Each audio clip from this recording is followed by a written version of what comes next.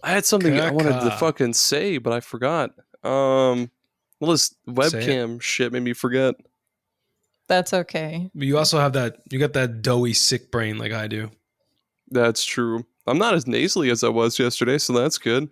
I feel like on that stream for the direct, I was like, I really like roguelikes. I'm excited for roguelikes. That's me. I'm the boss. or whatever the fuck. That's okay. I absolutely You're have the podcast. boss. I've absolutely podcast when I was like feverish and having chills and shit from COVID. Oh, that'd be so cool. And with bronchitis. So yeah. I'm not there. I'm not there yet. I was there though, like the day of my birthday. It was like my body was like, hey man, just wanted to let you know you're a piece of shit and now you're almost 40. So happy fucking birthday. Yeah. That's okay. I'm I'm past 40. Birthday to this dilapidated body of mine. I want to do a podcast episode. Like it's all one sentence. It's like maybe 30 minutes long, but it's in all like one big ass run-on sentence. That'd be really cool. You gotta keep the fucking gravy train rolling. Being feverish is pretty fun. What a do, listeners. My name is Aaron. I've seen the face of God and it gave me cataracts. And I'm Gerry. I'm sick, and you might even say I'm demure. And you're listening to Super Pod Saga.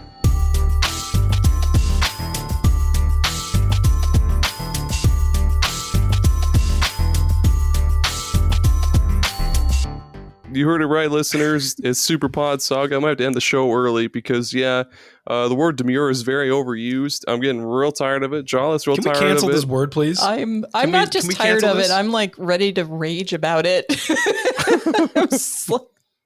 I warned I feel y'all. like it's pretty easy to cancel things these days. Can we just like accuse demure of doing something to each and every one of us and just be like, it's done. Let's get rid of that. The original person who said it, I have no problem with them, but like the use of the word and the overuse of the word. The word itself, yeah. I'm just over it. Very over it. My favorite thing is when people misuse the word ironic or like irony in place of like a coincidence or something. That drives me insane. Mm-hmm. People just using words wrong drives me insane too. But then it's very hypocritical because I have Gerry brain, and a lot of times I'll just say the wrong thing anyways, and someone will be like, it's totally not the right way to say that word. And I'm like, I don't fucking care. I like it the way I like it. Oh, but yes, listeners, it is Super Pod Saga. It is indeed your favorite podcast in the whole entire world. Hello, it's me, your lovely, awesome, perfect podcaster best friend, Aaron. Of course, joined by Gerry. Angel.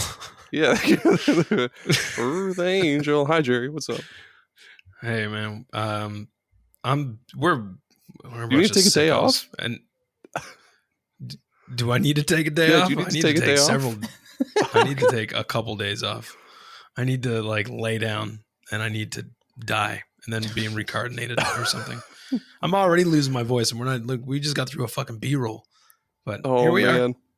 Here we are. I've showed up. That just means you're going to sound like a really great blues singer by the end of the show. Oh my god! I never thought of that. You're gonna sound like Eddie Vedder, dude. Or wait, no. Ew. Maybe not. Maybe it'll be more like Eddie Vedder. Be more like, I can't think of her name. It was a really old actress. Her voice always sounded like this. I can't think of her name. You're talking about she did the red carpet and shit all the time, right? I think. I don't know. Moving on. Yeah, let's move on. Let's move on. Yeah, we'll have Gertrude and HR hit you up, get you some PTO days off for that sickness, man. No worries. Cool. Yeah. So this is the podcast where each week Gerry and I, we dive into a different video game topic with different guests, hang out, have fun, talk video games, video game accessories. Today we're joined by a brand spanking new guest. Hello, Jala. I'm spanking? Damn. Okay. What's up? I'm spanking, y'all. Yeah, it's like remember with like the I'm trying to draw a memory from Doug. Kind of, yeah. Yeah, like remember how whenever slapping new guest. She's over here slapping and spanking and fucking people can't see that, but that's over. Okay. Remember when they had new episodes of Doug that always say brand spanking new Doug? That's always stuck in my brain. It sounds accurate for Doug. Yeah. I used to hate that theme song so goddamn much. I still hate it, dude. I still hate the whole show. Patty And, like- mayonnaise? Get the fuck out of here. Yeah, it's so dumb. I'm just fucking. But Who you was in the apparently writers' room watched being it. like, guys, I got it. Fucking patty mayonnaise. Like, who? What? And like We're on a us as roll content here, dude. creators like suffer so much just trying to be like man, what kind of topic can we come up with today? But then some fucking asshole at Nickelodeon back in the fucking Disney is just like, guys, patty mayonnaise. What do you think? I bet you they were talking about their It's lunch. good, right? Like they had a patty melt and they put mayonnaise on it, and then they were like, "That's it. That's the name. that's I the want." character. I wonder if That's like not they the had like main an character. assistant That's named one Patty. of the characters. And then like they had an assistant named Patty, and they were like, and she always fucked up everybody's like lunch order or something, and then she's like, hey, Doug, what did you want on your Patty? Mayonnaise. Just Patty, mayonnaise you're on the fired. hamburger. You're fired, but we're naming a character after Patty you. fired mayonnaise. Patty unemployment mayonnaise.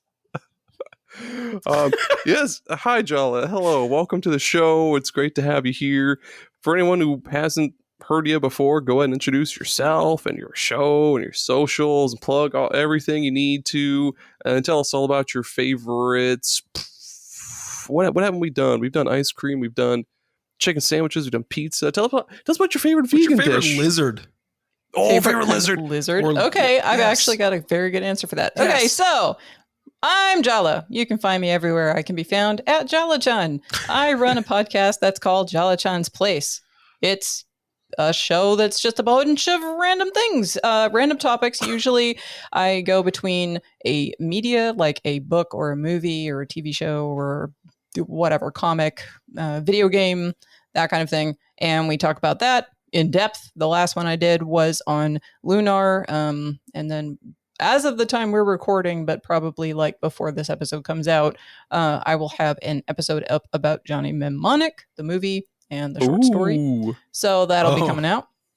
And so we go between that, and then we also do like real life topics, real super important topics to people, like burnout or gender dysphoria or diversity or whatever, like a bunch of different topics, toxic masculinity, neurodiversity. That was the last one, was neurodiversity, things like that. And I have a bunch of different people who come on the show and talk about it from a bunch of different walks of life. So you get a lot of perspectives about a bunch of different topics. And so what's fun is that you will hear people from our podcasting circles show up in some of those topical episodes, not just the ones that are related to video games and movies and stuff. So for example, Matt Stormageddon was on talking about empathy and also about Portal at another time when I covered the Portal IP.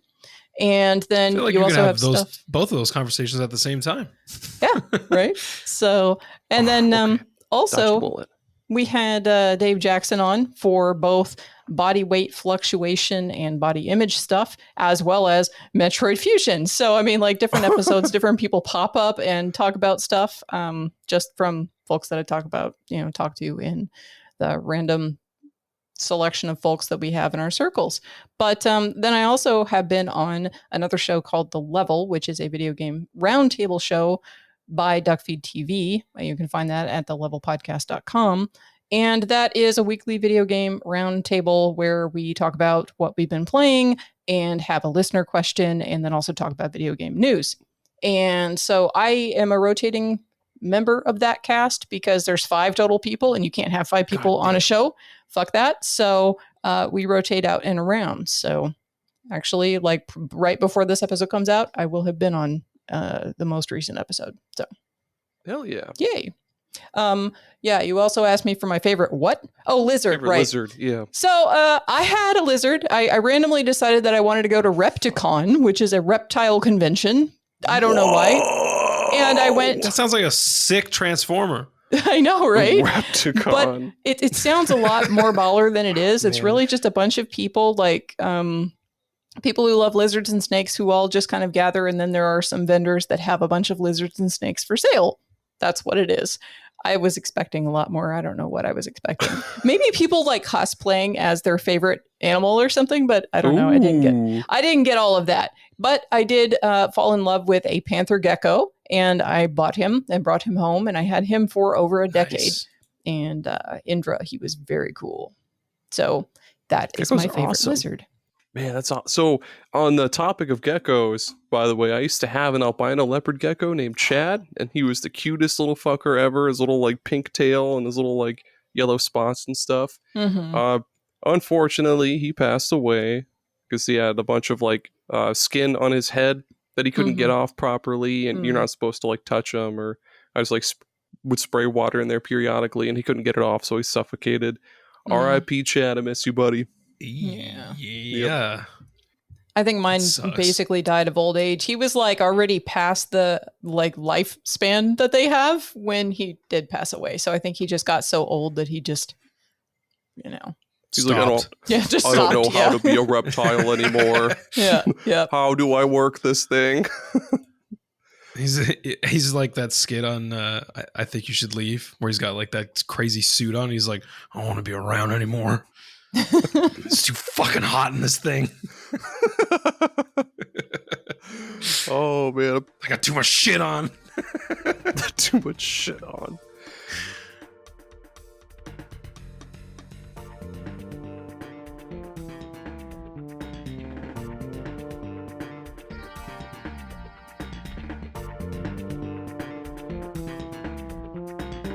What the fuck are we talking about today, Aaron?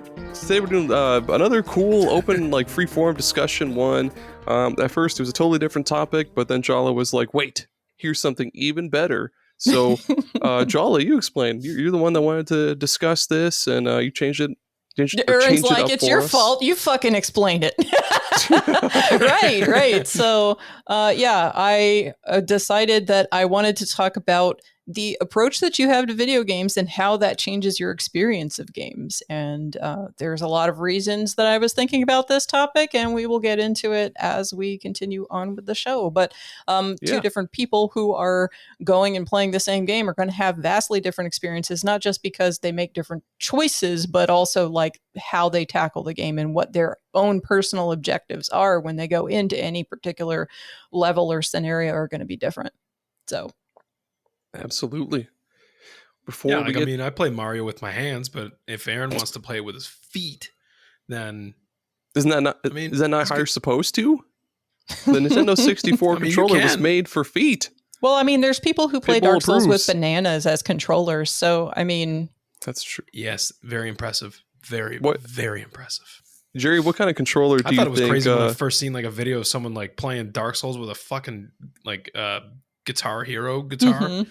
And I was like, oh, this is wild. This is incomprehensible. Like, I can't even understand. And then it's like a month later, someone's like, have you seen this guy playing Dark Souls with bananas? And I'm like, what is that sentence? What do you mean?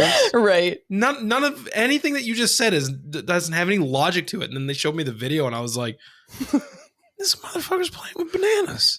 Yeah. He's playing goddamn Dark Souls with bananas. Well, I mean, so and he's winning.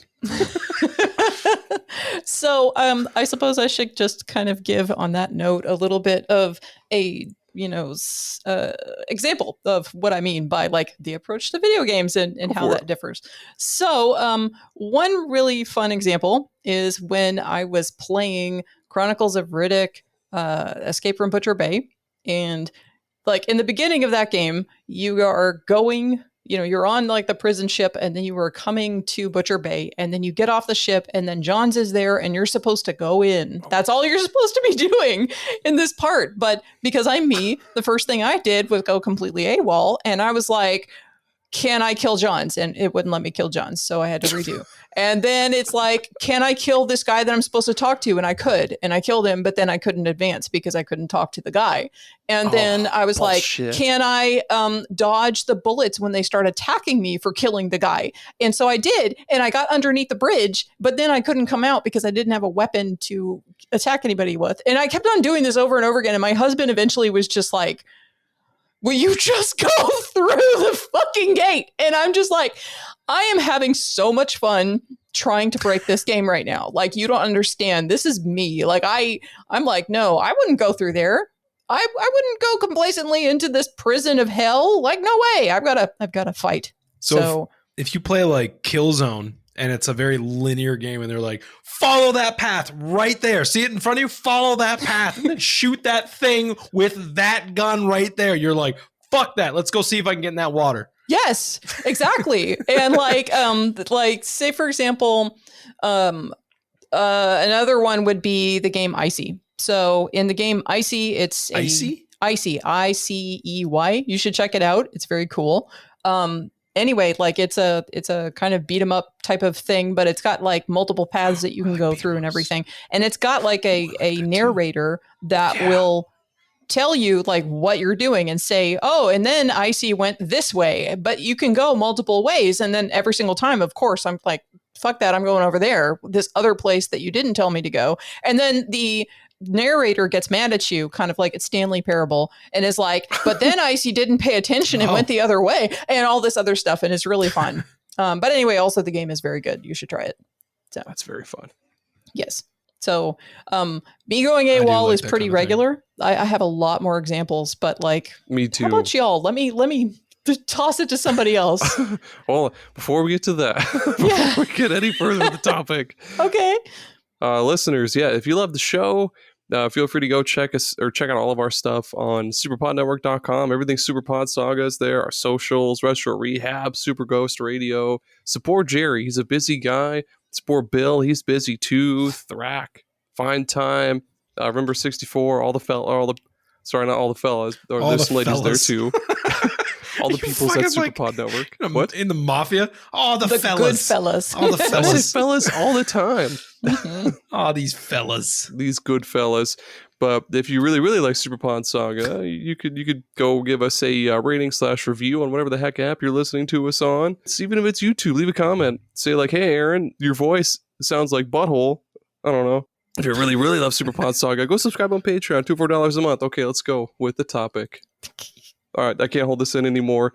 I also go AWOL a lot. Like with Elder Scrolls Morrowind, you can actually like doom the timeline and the message will pop up. It'll be like, you have doomed the timeline. You need to reload your save. Otherwise, like you can't do anything.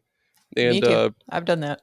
entirely too often, I would just massacre like an entire town just because I could. And then it'd be like, And yeah, then you're load a save. yeah, dude. Oh, it was the See greatest what would shit happen. ever.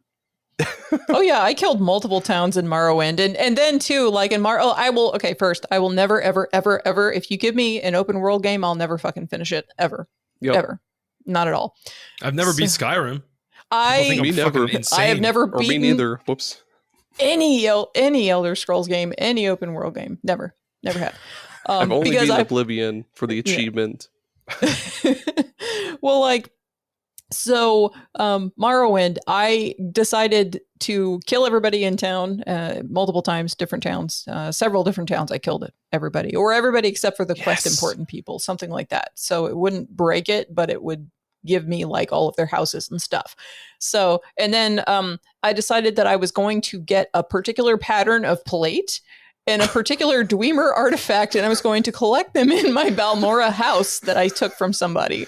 And so I like, and you know, like in Christ. Morrowind, there's like 70 billion different plate patterns, and they're slightly oh my different. God. So like I wouldn't be like, I couldn't remember which the pattern was until I got back home again. So I would have like 7,000 plates in my inventory, and then like Dwemer artifacts, which are so heavy that I had to keep on using the alchemy skill to make all of these potions. So I was constantly drunk because you have to make like the like alcohols and stuff to gain strength to be able to carry this stuff. So yeah, like that was my Morrowind experience. That's awesome. So the way that I approach like a Souls-like game, I kind of approach it kind of like I'm trying to lure a woodland creature out of a forest with a handful of tree nuts. Like, and it's like a skittish woodland creature, and I'm like, it's okay, it's okay, come here. And then I realize that woodland creature is not a skittish animal; it's actually a honey badger, and it just rips my fucking face off.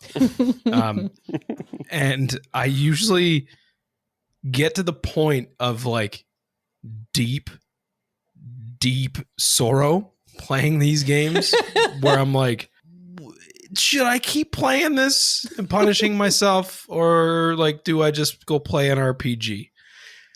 And the answer is, I must be a masochist because I just cannot stop punishing myself. And I fucking love it.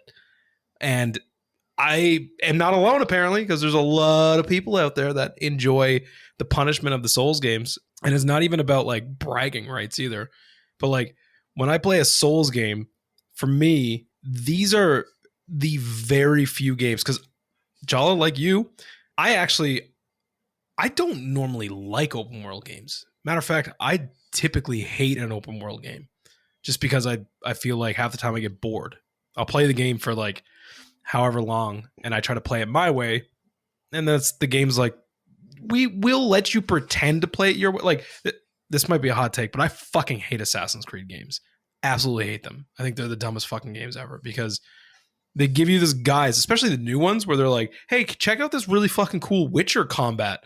And you're like, yeah, this is fucking cool. And then they're like, yeah, but don't do that. Don't fucking do that. Just sneak around.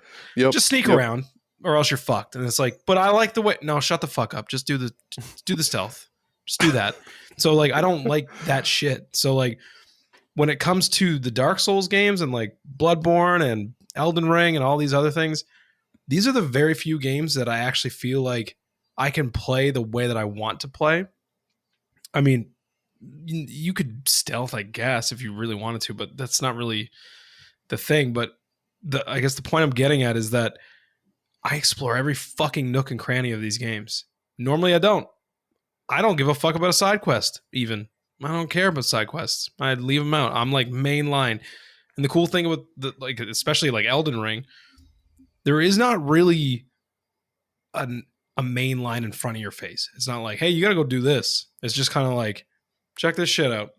You want to go over there? Go over there. You want to go over there? Go check that out. Hey, guy, look over here.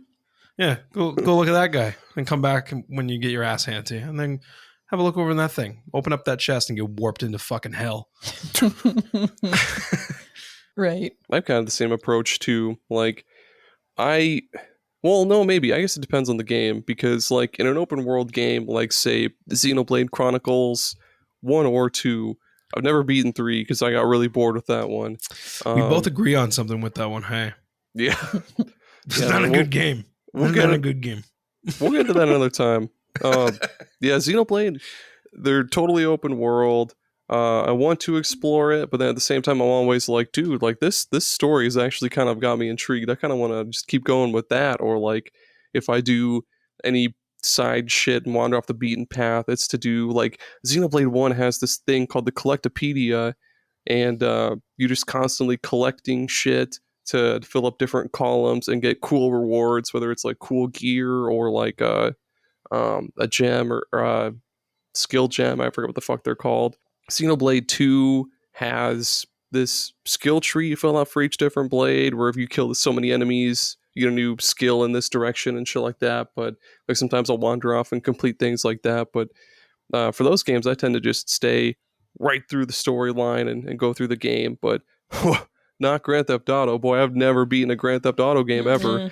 Nope. I always get, I'll try to do a story mission and I'll be running down to like fucking CJ's house or whoever the fuck, and then I'll see like an ice cream truck or a fucking cop car, and I'll be like, well, fuck whatever I was doing, and I'll attempt to steal it and get shot and die. And then it'll just be this continuous loop of me spawning and then goofing around and dying, and yeah, it's too good. Love that shit. Grand Theft Auto 5, that was it, because that one actually had like a cohesive story that I actually wanted to see through to the end. Well, so there's a couple of things there. So first off, about Dark Souls, all of my experience with Souls games was encapsulated in 20 hours that I put into the game Dark Souls 1 over like one weekend. And then I got promptly deeply burned out because I take care of my elderly disabled parents and I have a lot of responsibilities and I'm very tired all the time. Dark Souls for some people is meditative. It's not for me. I need something that's not twitchy when I go down to kind of chill out before I go to sleep. So that's not what I play. But there was one shining weekend when I was able to do this. So I was playing a good chunk of just Dark Souls, the original. Anyway, when I was going through that, it was funny because when I was talking to people, that church that's like right in the beginning, I forget the name of the church, but anyway, there's like a church, you go into it.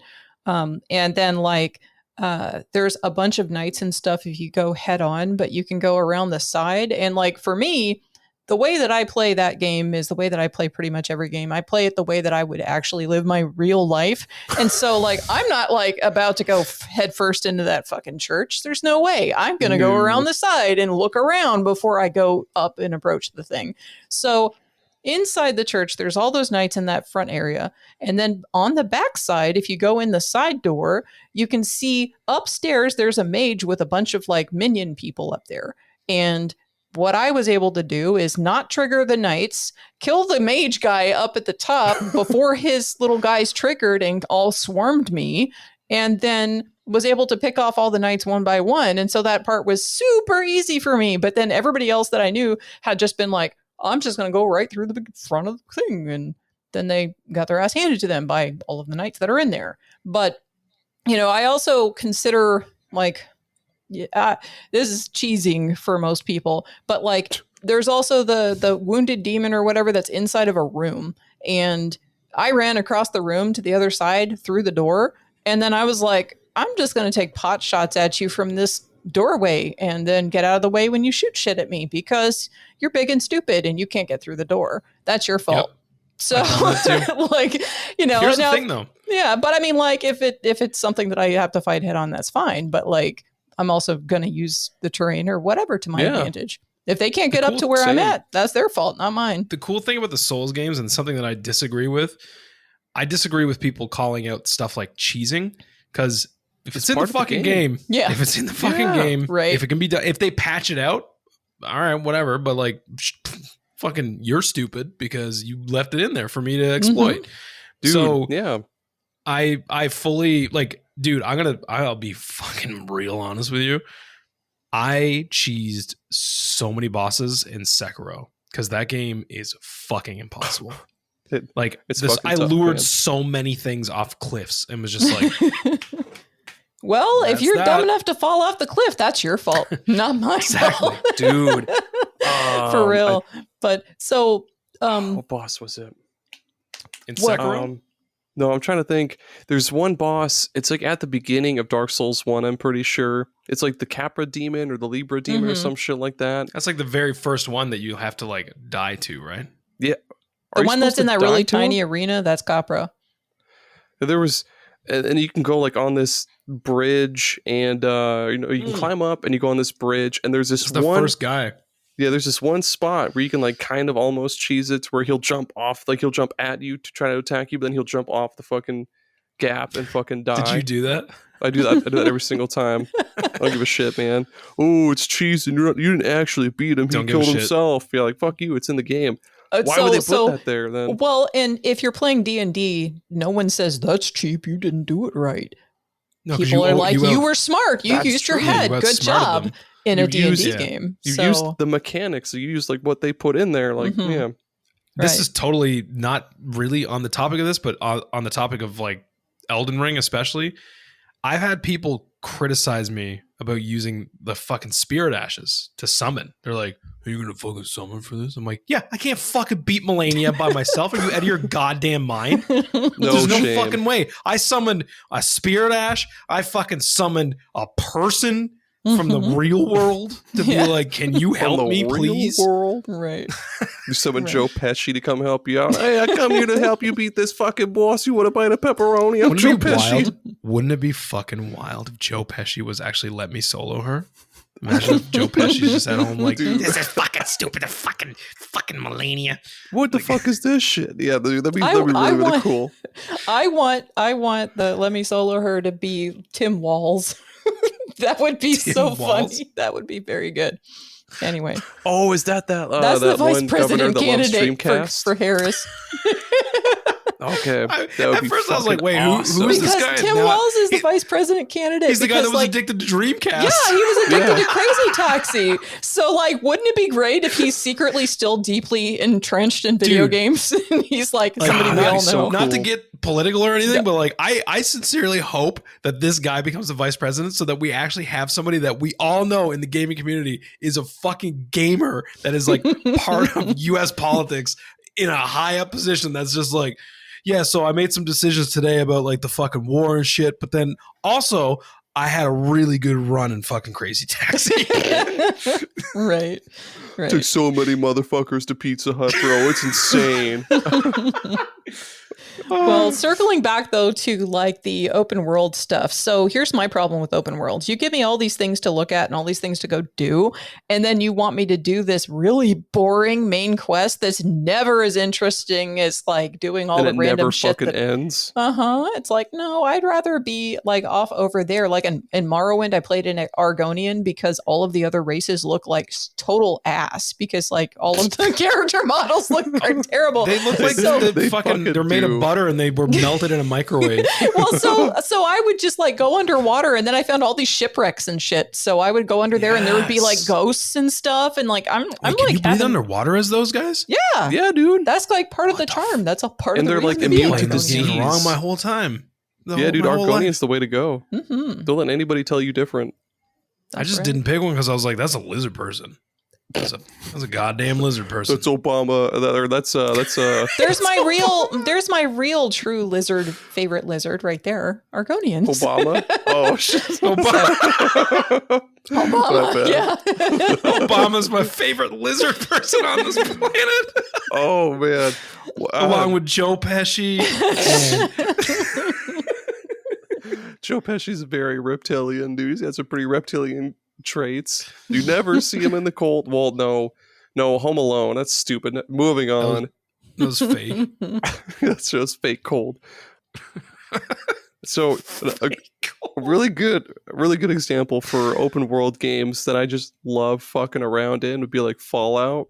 Like, it'll take me so long to complete the story in Fallout because I'll be off. I know. I'll just point myself in a direction and like hold forward and see where the fuck I go.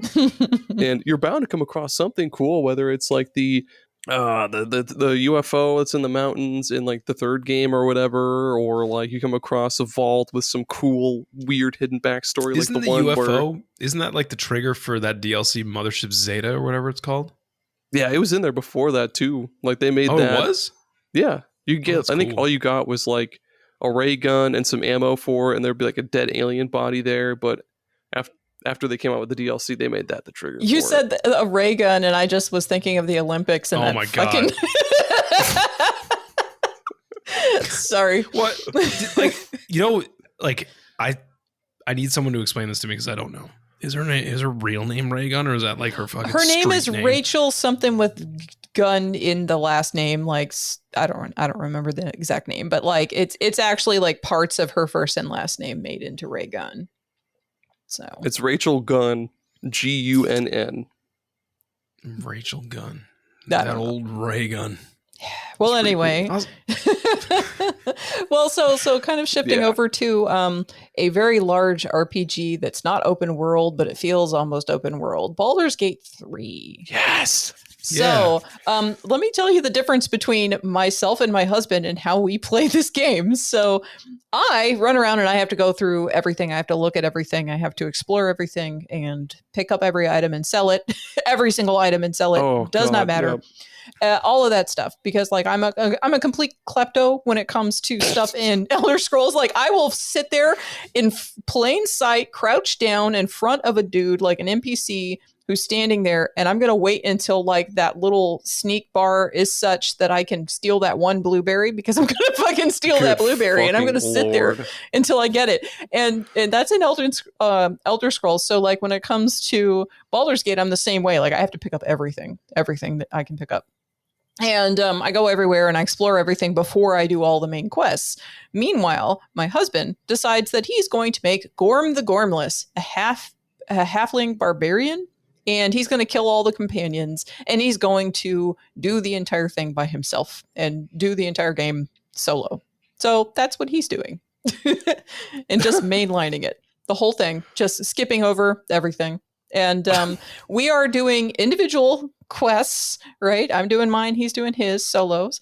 But then we're also playing a co-op campaign, and this is the funniest shit. When I'm running around and picking up all the stuff, instead of helping me so it goes faster, he puts his character and whatever NPC he's controlling and puts them to sit into chairs like they're like, in the husband chair waiting for me to finish shopping or something, although he's the one who shops more than I do.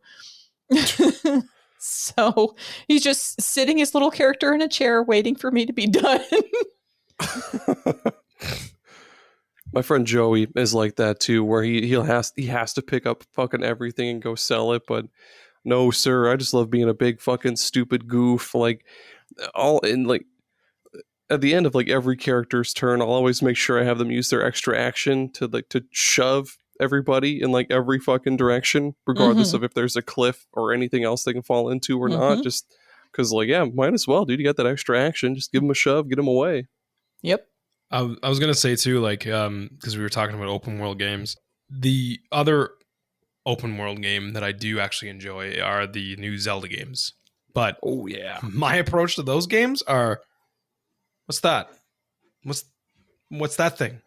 And then you go to that thing, and then as you're on your way to that thing, you're like, yeah, but like, what's that thing then? And then you go to that thing, and then you're like, wait a second, is that a cave? I'm going in the cave. Going in the cave right now. And then you're like, holy shit, there's a chest in the cave. And then you get all excited and you open up the chest and it's like a fucking stick with a rock attached to it. And you're like, all right, yeah. And let me go back to the thing before the thing, before the thing, before the thing. And then you're like, oh, wait, I was actually supposed to be doing something, I think. And then you open up your menu and it's just like, find Zelda. And it's like, anywhere. Right. I guess I'm playing this right. Well, I played Breath of the Wild, and as soon as I got the hang glider, I just started climbing everything and hang gliding off of everything. And that's like about the time that I just stopped. I started climbing everything, and after I was gliding around and everything, then I'm like, I'm done now. That's all. I just wanted to do that. You ever like just look at a mountain and be like, I bet I could get up that with just 1 bar of stamina. Oh, I think I could do it. That, you find and like then little also crevices and shit to like stay and be like, all right, let's just see if this stamina can like, and you kind of like glitch into the side of the mountain a little bit where you're not supposed to. It's like you're standing, but you're not supposed to be, and then you just like let your stamina like go back up, and you're like, all right, we got this. Let's go. Well, that and then circling back to Skyrim, doing that with Skyrim, especially when it was still all broken and shit. With the horses, Yeah. Those poor horses. The things that reminds me, dude, with Tears of the Kingdom, back when Tommy was, Tommy and I still talk a lot, but like back when he used to be in the show, we would just message each other. My friend. Back when he was still among us in the living. We message each other all the time about shit we're doing in Tears of the Kingdom. And one of the fucking stupidest things ever is just like how we tackle puzzles or just like things we see in the world. Because like Tommy will try to find the most like smart way of doing things, but I kind of like just like brute force my way into stupid shit situations. Like I couldn't tell you where the fuck this was, but there was just like some chest on top of like a cliff that was like further up a mountain or whatever. So I just fucking combined a stick to like a board and then like tried my damnedest to lay it against the wall so I could like run up the board, but like that still wouldn't do it. So I just crafted some stupid, badly rigged giant bridge, and yeah, I don't know if anybody else does that in Tears of the Kingdom or not, but I make the stupidest garbage in that game and I love it. Or like getting a horse-drawn carriage and gluing a hot air balloon to it and then using that as your means of traversal, because that's really fun. Like your horse is just like, bro, come on. Like, I can't feel my hooves. I can't feel my hooves. The poor abused horses in every fucking game. Yeah. Is anybody else's approach to a fighting game just A B B B B A B B B B B B A X Y X Y, and then just you lose? No. Unless it's Soul Calibur or Soul Calibur is different though, right? Like there's no like you can't really button mash a Soul Calibur game. I mean you can, but like it's not like combo heavy in the sense of like doing like up down left right up down left right up down left right A B up down left right. Like that doesn't do that shit. It's more so just like stab, step backwards, now stab again. Or unless you're Raphael, just tap Y and he'll just go like cha cha cha cha cha cha cha. Oh, like, that move is so good, and it pisses people that are good at Soul Calibur off so much. Soul Calibur kind of almost feels like the dare I say it, the Dark Souls of fighting games. But hear me You out. dare say it, and I'll allow Hear it. me out. Okay, thank you. So like in Dark Souls, It's got your Voldo. movements.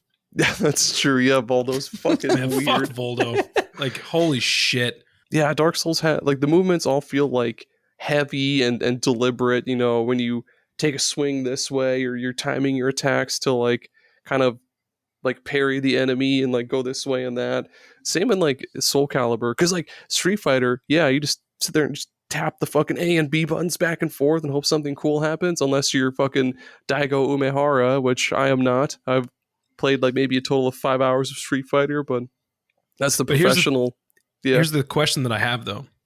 If you guys play a fighting game, how do you approach it? Are you playing the story mode? Are you going like versus computer and just doing like versus matches? Or are you actually looking for like because like, I'll be honest with you, those new Mortal Kombat games, their fucking story modes are amazing. Like, they are batshit crazy. It's like watching a fucking movie, and then you're just like sitting there like, Yeah. this is fucking amazing, and then it's like fight, and you're like, oh fuck, like trying to get your fucking controller ready, and you're like, I was Johnny It's underneath Cage all your arguing with a stacks. fucking Shaolin monk or something. I don't know. Yeah, like I've always wanted to get into like the newer Mortal Kombats, but most of my Mortal Kombat time was on 1 and 2 long time ago. I was more of a Street Fighter, King of Fighters person. Ooh, yeah, So- Street Fighter's good. And one of my Have you favorites played though, 6? Yeah, I have 6. 6 is good. 6 is really good. 6 is really good. I don't have as much time on that because again, it's like twitchy stuff that I'm not playing a whole lot of because of like reasons, the time that I have to play video games and stuff. But anyway, so usually with those games, like at this point, I'm so ingrained with all of the move sets and stuff to where I'm fairly well familiar with most of the characters in those series. So when there are new characters, or if I'm playing against a person, I usually try to hang back and see how they play or what they're doing, what their skill level is or whatever. But I actually don't prefer to fight people, partially because like I've had some shitty boyfriends in the past who would be really, really competitive and like crappy and like, doing the whole dude, bro, let me dump on everybody else who's playing video games with me kind of thing. And like really turned me off to wanting to play competitively against other people. But I used to play my absolute favorite fighting game is Capcom vs. SNK 2. And that one, I'm so excited that it's going to be on that Primo. collection that's coming out next year. So that'll be exciting. The Capcom Fighting Collection 2, I believe it is. Oh So- my god. Power Stone 1 and 2. I know, it's also on that same Power collection. Stone. Out of here. Mhm. What the fuck is happening? Like, Yeah. we're finally getting a Power Stone game outside of the Dreamcast. I know. It's like all these games I didn't think Capcom vs. SNK 2 would ever be brought back out. Okay, cool. Yeah. But yeah, like in that game though, you can pick up to 3 characters and you can assign a point ratio. So you have a total of 4 points among 3 characters, and then one of them can be like a 2-pointer with 2 1-pointers, or 1 4-point character, however you want to divvy it up. And you can pick from Street Fighter and Capcom or King of Fighters characters. And anyway, like the way that the toggling between your characters works is kind of more like a King of Fighters, where like you just select the order they appear in, but it's not like Marvel versus Capcom 2 where you can't tag them in and you can't switch out or anything like that, which means that it's really like way less busy, because like Marvel vs. Capcom 2 is very fun, but and that came out around the same time. It's very fun, but like it's amazing, but it's busy. It's very busy. A lot, dude. And then too, like I understand the reason why, because they had so many characters, but like they made all the movesets essentially work the same in that game. And then it's like, oh, the people who've been playing for a long time, like their reflexes no longer work in that game, because it's the simplified version or whatever, where you can just easily pull off this triple super or whatever. But anyway, I used to play where I would play with another person, and then we would each pick 2 points worth of character, whatever that would be, like 2 1-pointers or a 2-point character or whatnot. And then we just take turns who's going first, and going through fighting against the computer and just constantly turning up the AI intelligence level till we were on like max. And when I was doing this on my Dreamcast, like I developed super player callus on my thumb because that fucking D-pad was terrible. It was so terrible and not conducive to fighting games whatsoever. But anyway, like I'm the fighting game person who doesn't like to play against people. I prefer to fight against computers or tag teaming. Agreed. Yeah. Agreed. So, like any experience I've had with a fighting game online has just been, I mean, sometimes it's all right. Like sometimes I'll win, but more often than that, I'll get my ass handed to me by someone who just wants to cheat. Well, not cheat, sorry. Wants to cheese the same move over and over and over. Mhm. Like when I first got Soul Calibur 4, like I've always been a Soul Calibur fan. I played the shit out of 2 and 3, and then 4 came out, and they were like, bro, it's got online now. You can play online. And I was like, dude, I think I'm really good at this game. I think I could probably beat everybody online. And people would just always pick fucking Valdo and crab walk and do his little like breakdancing moves and annihilate my health, or people would just be total dicks and spam the same move or like knock me off the edge. Or same with Smash Bros Ultimate. I tried to get good at that game, but like everybody just picks the same fucking characters. Like everybody was either Ganondorf or fucking Roy or some other. Well, I fuck shit up with Ganondorf, so that's Yeah, man. that's true. And I maybe it's just me though, because like when I play like any game where you can pick a different character, like whether it's a MOBA or like a fighting game, something like that, like I tend to want to pick the characters that aren't used as often as others.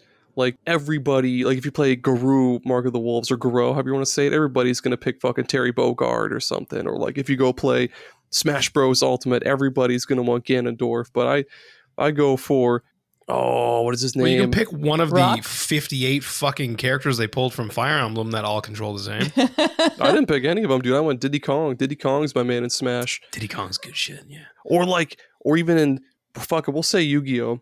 Like there's this big giant like meta game to like which decks are the best competitively, and I ignore all of that. I just pick the decks that look fun that nobody uses, then I get my ass handed to me, but it's still fun. Like I hate using the same characters as everybody else, man.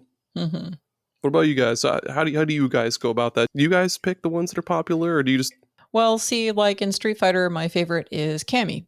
So that's how I usually play, but it's just because I like the way that her moves are. Yeah. So, and it just Nothing kind of wrong with that. depends. Like, I also have a tendency of liking all the Muay Thai characters, and that works because I am also taking Muay Thai. So, That's pretty cool. but like, of course, me taking Muay Thai came like way later after years of playing Muay Thai characters in video games. So, There's a character in King of Fighters that I can't think of his Joe name, but I like to Higashi? use a lot. Yes, with like the red headband. He's got the brown Mhm. spiky hair. Yes. Yeah, Joe. Mhm. Love that character. Oh my god, Yes. he's so good. So like sometimes I would rock in Capcom vs SNK2 the like Muay Thai fighters. So I would have like Sagat and Joe and King from King of Fighters. King is one of my mains. King and Cammy. So in that game. Hell yeah. What was usually your team in like more? I almost said Mortal Marvel Kombat versus 2. Capcom. Marvel versus Capcom 2. What was your 3-person team? Cammy would pop up again. Who the hell else did I use in that game? God, it's been a Cammy's minute. that good shit. I have to think about it. Cammy definitely. If Cammy's in the game, I've got her on my team. But It's understandable. I don't know. Probably. I don't know. Cammy's redesign in Street Fighter 6 is so fucking good. It's great. It's great. Let's see. I do Iceman every single time. Oh, Iceman is so cheesy because of his 100% block on those fireballs. Anyway, but like everybody would use that like way to an extreme here. in Iceman? arcade. Are you talking about Killer Instinct? No, No, that's Glacius. MVC2. Yeah, Marvel versus Capcom 2. Oh, I would do Iceman. What is his name? You're gonna Mega tell me Man. Cyclops Samurai- and send me into space. the samurai guy who could like change elements on his sword or whatever. Silver Samurai. I think that's what his name was. Yeah, and the cactus guy, the big bouncy cactus Amingo. guy. Yeah, yeah. Oh he was yes, fun. I would very often play trombone and Cammy. Well, Sometimes Servbot also, and then I just make it like lots of Mega Servbot. Man people. Servbot is great. On Nobody the can hit topic- Servbot because he's so small. On the topic of Killer Instinct, though, holy shit, I got so fucking good with Riptor. The Killer Instinct reboot is like probably my favorite fighting game ever. I gotta be play more of honest. that. I own that thing and I barely touched it. And I have like It's- the whole thing, like all Go the play- add-ons. They have a roguelike single player mode that I love so fucking much, man. What? Yeah. Get the fuck out of here. Yeah, dude. It's the I don't know what the fuck the name of it is, but it's where like the big bad guy idol, it's like, oh, he's coming. Like in like 3 hours, whatever, he's coming. So you have to go fight his like minions and shit around the world, rack up as much power as you can, and keep your party alive. You have like a party of like 3 characters, and you fight and stuff, and there's cool like power-ups and shit. Oh man, my I gotta god, try that game is Yeah, so I gotta try good, that dude. out. Have either of you played Hellblade 2? No, I have No. not. Mm-mm. You know what my approach to Hellblade 2 was? Hmm. Holding up on the control stick Yeah. and run. Because it was a fucking walking simulator. And then when I wasn't Yeah. doing that, I was pretty much just mashing X and hitting A to dodge. That game had some problems for me. I thought the visuals were incredible and the storytelling was pretty cool, but like, I don't know. How do you play horror games, or do you play horror games? Oh, I fucking love Jerry is horror the games. horror game guy. He's the man, the horror man. So, like, say for example, I was streaming the beginning of Amnesia, the first Amnesia, at one point, and it was very funny Yeah. because I was like running towards the critter as soon as the critter appeared. And I'm like, oh yes, please eviscerate me. But then, like at the beginning, you know, you're not supposed Yes, to, Daddy. like, but like it was no, I just screaming wanted at to this see, fucking like, monster. I just wanted to see what the hell happened. I wanted to see the death animation. So anyway, I Yeah. was like, come on, fight me. Where are you going? Where are you going? And anyway, at the beginning of that game, you're not supposed to be able to encounter the monster. He's supposed to just be around to scare the shit out of you, right? So like, you know, Yeah. it goes away. So I'm like, he left. I feel so chipped. Like, what is this? You know, and I was so upset. But then, of course, later Son on, of a then bitch. you actually can, you know, Man. come across him, and then he kills you. And I'm like, oh, okay, he's real now. Sometimes I do like those types of horror games. Yeah, yeah. I do like to get the jump scare animation out of the way, just to be like, what am I fucking with here? Let's see what this is. If it's just like all of a sudden there's a thing grabbing your screen and screaming at you, and it's like, all right, I got this. The one that I could never get used to was the fucking jump scares in PT with Lisa. Yeah, I never got used to it. Never, ever, ever got used to that shit. Jump scares It was don't work. one of the worst. No? They don't work. Have you played the Mortuary Assistant? I have Oh, not that played one looks Mortuary Assistant. very I've watched fucking somebody else freaky. play it though. I've watched somebody else play that on I would stream. like you to play that game. So. I would love, because I also like, I'll react to a jump scare, but I won't get a jump. I'll just be like, Jesus God. But for me to actually physically be like, fuck, and like pull away or do anything like that, there's only been a few that I can remember. Oh, One of those was pretty much every second of Resident Evil 7 in VR. But that was like the first VR thing that I did. And I was just like, all right, I guess I'm just going to fucking traumatize myself real quick here. But then the Mortuary Assistant fucked my shit up. And it's not even like, it's not about the boogity boogity boo loud booming noises. It's like you Boogity see boogity something out of the boo. corner of your eye and you're like, wait, what the fuck was that? And then you're like looking out the window because you're like, could have sworn I just seen something. And then you turn back around and you're like, you just see hands like on top of like a cabinet. It's more about like just that, you know, that feeling when like you realize like, oh fuck, I left the baby in the truck while I was at the mall for like 4.5 hours. You know, like, you know that feeling when like you just get the cold sweats and you're like, Yeah. that's what Mortuary Assistant feels like. But it's like combined with a jump scare. And it's very effective. Oh, Which- so There was a point where I was back when I still had a functional PC. I was streaming Moons of Madness, which that was very funny to play because, like, okay, in any game, if you give me anything to look at in the environment, I'm looking around at everything. Like, say, for example, in I think it's Half-Life 2, where you've got like the barnacles and stuff, right? But then there's like bottles of bleach. But they're you can't do anything with them. But I was like, can I feed them to the barnacles and then kill them with the bleach? That would be so cool. But then like they didn't. Cool. It just leads me ultimately to feel depressed and sad that they didn't put that in there. I'm like, but they put the bleach bottle. They should have made you able to kill the barnacles with this. Let me kill things with bleach. With bleach, it would be great. Oh, so and then in Moons of Madness, so like I'm looking around because you're on like a space station on Mars or whatever, and weird shit's happening, and you got the Lovecraftian things and whatever. But like I'm walking around, and then I'm like, there's an exercise bike. But not only that, but like they point a shining spotlight on this exercise bike that's in like their break room, and I'm like, I want to get on the exercise bike. Like in Resident Evil 6, there's the part in like there's a part in the city where you're playing Piers and Chris, and both of them can go down the slide on their belly and then like get on the little rocking horse thing that looks like Resident Evil 6. I do too, and it looks like Chris is getting a blowjob from a panda.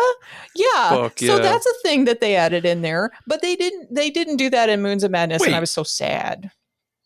And what? Chris is getting a blowjob from a what is that? There's in that part where you can have Pierce go down the slide on his belly in the little children's park. You can have Chris go over to the little panda rocking horse thing, and the face is pointed right at the crotch, and so it looks like he's rocking back and forth with this panda sucking him off. So was this a theme with this game? Because remember how like the 6 looked like a giraffe getting sucked off by a dude? Yes. So go look. I'm serious. That like if you're listening to this and you're like, you guys are fucking crazy. What the fuck are you talking? I'm telling you right now, you go look at the 6 in Resident Evil 6. That's a goddamn giraffe man standing upright, cock ablaze with and he's like fucking just smothering a dude. Let me tell you about the coffee, the coffee maker in Moons of Madness. I was so upset. They had a coffee maker and you had a cup and you can make cups of coffee. And I'm like, ooh, can I get fucked up on coffee? Because I'm like, let me slam back like 8 cups of coffee. Does Jesus it fuck Christ. up? Does that fuck you up? And like, I tried and it wouldn't fuck. I was so upset. I'm like, come on, if you made me able to drink this coffee, you should have like something happen if you drink too much coffee. Like, I'm just saying, especially since this is a horror game, like that would be so good, but they didn't. Anyway, there's like a jump scare part in there. I was playing this game. I had headphones on, and so my husband is sitting behind me, and he's watching the screen. He does not hear anything because I have the headphones, and I'm getting into this part, and I'm like, oh, there's a jump scare up here. And then as soon as we get to the jump scare that I knew was there, then like I look at the little screen and he's just like, and he just jumps. And I think I have a clip of it somewhere where he's jumping. I'm like, you can't even fucking hear the game. What is wrong with you? I keep think I have him a far clip away still. from mortuary assistant. Right. No, he will pass away. What's ironic is that he does a podcast all about horror. Away. So he does Monster Dear Monster, a podcast specifically about horror media. So oh man, I love fucking horror movies and games, and that's movies, it's my Jimmy Jam. You tell him to hit me up, I'll come on that shit and I'll talk about lots of stuff. It's monsterdeer.monster. They're currently also doing like a slow lore dive through the DLC for Elden Ring at this point, but they're alternating that with like movies, so they're not doing it every week, so that way they have time to work through I'm it. a freak, and currently I'm playing the DLC for Elden Ring. Mm-hmm. I bought Wukong and I threw that on, and I was like, hey, guess what? This game is actually really fucking cool. And then today I bought Visions of Mana, and now I have this stack of shit, and I'm like, hell yeah, I remember what it's like to play video games and not just talk about them all the time. Right. I'm never going to get to them all. No, I'm 4 games deep also, man. I pre-ordered Octopath Traveler 2. It's still in my backlog. I still haven't booted it up because I've got assignment play for podcasts, and I've got like a limited amount of time to play games in the first place. And so like there's only just so much time I have, and there's always more shit in the backlog. So I don't know when I'm going to play it. So. I beat Dragon Quest 1 on the weekend though. Yay! Which was That's like was what, 6 hours? It's like 9 hours. I played the SNES remake that was Ooh, translated. the translated? Yeah, it looks good, man. It's really good. Yeah, it was a really good time.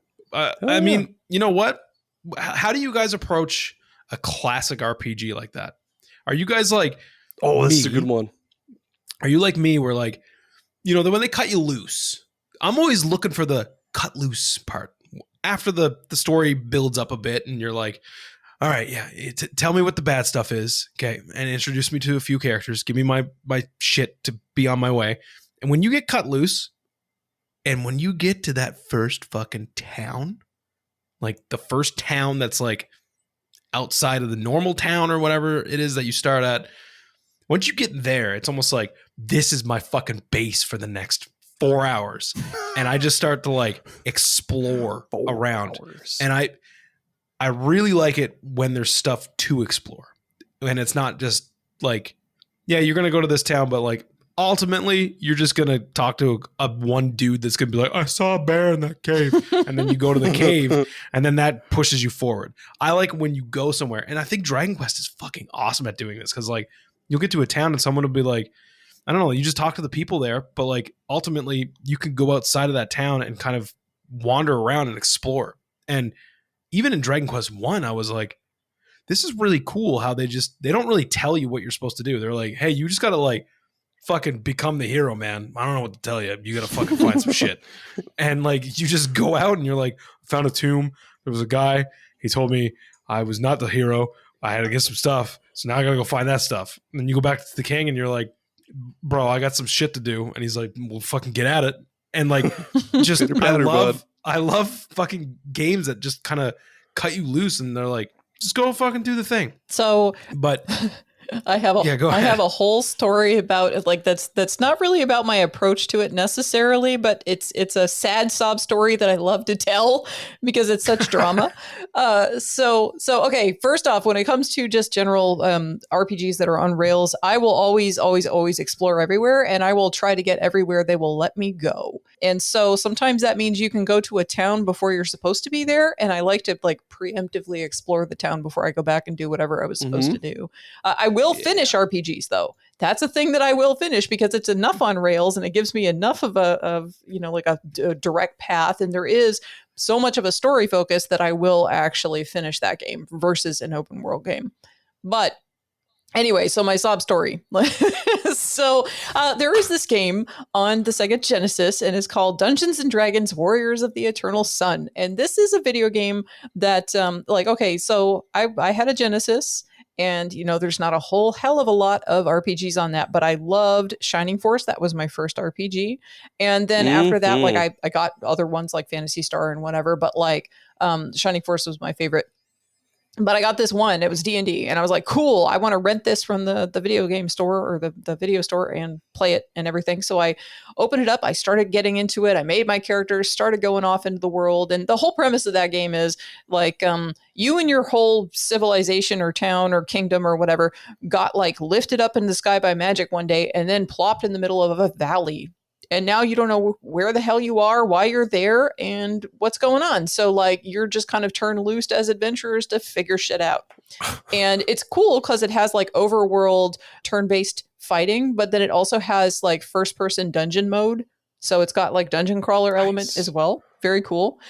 Either way, I start playing it. I dig into it. I'm getting really, really far, but then it's finally time for me to turn it off and go to sleep. So I'm like, okay, let me save my game, turn it off. I come back the next day, the save date is gone because like the battery in the cartridge was all fucked. And so I went through and I played again. Bullshit. And I'm like, I didn't understand what was going on because this is the first time I'd ever had a battery problem before. And so I did it all again, you know, and then again, it got wiped. So then I was heartbroken. We had to return it. And then the next time we went to the video games or the video store and I got the same video game again, I'm like, maybe this is a different copy. They only had one. So I was like, well, let me leave my Sega Genesis on, and then maybe that way it'll still be okay. But then it overheated. Like I never fucking finished the fucking game. And I couldn't find it anywhere to buy because this is back in the day when you didn't have online and like you had a Toys R Us maybe or a Babbage's or something. And that's it. Babbage's, yeah. Or electronic before there was electronic. I just want to like, yeah. I just want to give like little Jala a hug and be like, it's okay. Oh, I have another terrible one talking about sad drama. So, oh God. So when I had a Sega CD, I was so excited because I saw in the Toys R Us a copy of Shining Force CD, and I was like, this is the only copy. I'm gonna buy this game and play this game. I'm so excited. Shining Force, one of my favorite series. So I buy it, and then on the car ride home, I'm trying to take it out, and then the disc snaps in half. No. And I never found, we went back there, we called around, there was no other place that had it, and I never got another copy, and I never got to play it. What? Yeah. Oh my God. So I guess in that way, my approach to playing video games, in this way, the physical media was a big limiter and sad and depressing. So maybe one day when I get a working PC again, I will be able to make myself stream these, and then I'll be able to play like ROMs or something. Because do it. Also unlocked a memory of mine that I forgot about, and it was about renting games. I remember vividly before I owned Secret of Mana, I rented it from Blockbuster. Spent a whole weekend with it. And it just so happened there was no save files when I rented this. It was like, it must have just came out. So I rented it and I was like, start new game. Cool. Yep. Name my character, my own fucking name, go about my day. The whole weekend, because Blockbuster had the 3-day rental thing, and I was like, oh fuck yeah, I got this game. I put a good dent in it. The next weekend I was like, oh, I'm going back and I'm renting that game. My dumb fucking kid brain was like, yeah, I'll just go back and rent the game. My save file's obviously gonna be there. So I pick it up. I remember popping it in, it was all these other names, and I'm like, we got the wrong one. So I'm like, hey Mom, we gotta go back to Blockbuster. They gave us the wrong game. And she's like, we gotta go back to Blockbuster, Mom. And I was like, yeah. Hey Mom. I don't know why I turned into a fucking Italian when I Joe Pesci. Hey. So yeah, I was like, we gotta go back. We gotta bring this back. And she was like, all right, Blockbuster wasn't that far away from our house. So we go back in and she's like, so my son's saying that you guys gave him the wrong game. I was like, yeah, this isn't my game. This is somebody else's. And the guy is just holding up the cartridges and he's like, this is the only cartridge we have here. I'm like, this is the one. First off, ma'am, your child's an idiot. Two, yeah, first of this all, is the only copy we have. Can we euthanize this child right now? Because you got to get rid of this. This is dumb kid vibes right here. Ma'am, you got to put him down. You got to put your kid down. So yeah, he's like, well, what game did you think you had? And I was like, well, I want a Secret of Mana. And he's like, this is the Secret of Mana. And I was like, yeah, but it's not my Secret of Mana. And he's like, you don't own this game. And I was like, starting to get upset in this fucking Blockbuster, be like, yeah, but I started that game and I named my character Gerry. And the guy's just like, all right, man, I don't know what to tell you. Here's a free movie rental or something. I don't know. Get the fuck out of here. So I remember just going back home and Mom was like, so is this the right game? And I'm like, well, no, it's not, but I guess it's just going to have to do. And I loaded up some fucking save file and it's one is way after where I was. And I was just like, I don't know what anything's happening anymore. I don't know who these characters are. I don't know where to go. Who the fuck is this dragon? Why can't I play a flute and the dragon shows up? And then I remember trying to another save file and it was this is way, way behind where I even was. I was so much further than this. And it was a good long time before I played Secret of Mana again. Yeah. Poor sad Jerry. Probably 3 years. And then I ended up, one of the kids that my mom babysat was like, do you want to borrow this game? And I was like, yep. And then my mom stopped babysitting him. And he was like, hey, you still have my game? And I was like, no, I don't have that game. You guys remember stealing games from friends? I have a fun story about somebody being super baller and letting me borrow like a whole fucking system, and they had never met me face to face. So I was part of the early internet's big community around an old anime series called Slayers, and it was my favorite anime series. Nice. And I like won like quiz competitions and stuff like that and got free stuff, and was actually like known in the community of the small early internet days for knowing about this series. And anyway, like there were a couple of RPGs that were on the Sega Saturn, and so I had a Sega Saturn, but I didn't have like the import cart thing that you needed to be able to play import games, and I didn't have the copy of the game. And there was somebody that I was talking to online who was like, I will let you borrow the little action replay thing and then like the game. And I was like, what, for real? And they mailed it to me. They let me borrow it for as long as I wanted until I beat it, and then I mailed it back to them. And it was like the coolest fucking thing from the early internet, where some random person on the internet trusted That me is with really their cool. like import game and let me play this game that was from my favorite series, and that was really cool. That is wild. Yeah. So like approaching with enthusiasm, I suppose, is sometimes a good thing. Yay. But have you guys played MMOs like at all? Before we get to that, I think okay. we're about an hour and 17 minutes in. Let's take an ad break. Do you guys want to take an ad break? Sure. Let's take an ad break. Let's take an ad break. Okay. Okay, we'll be right back. Break those ads.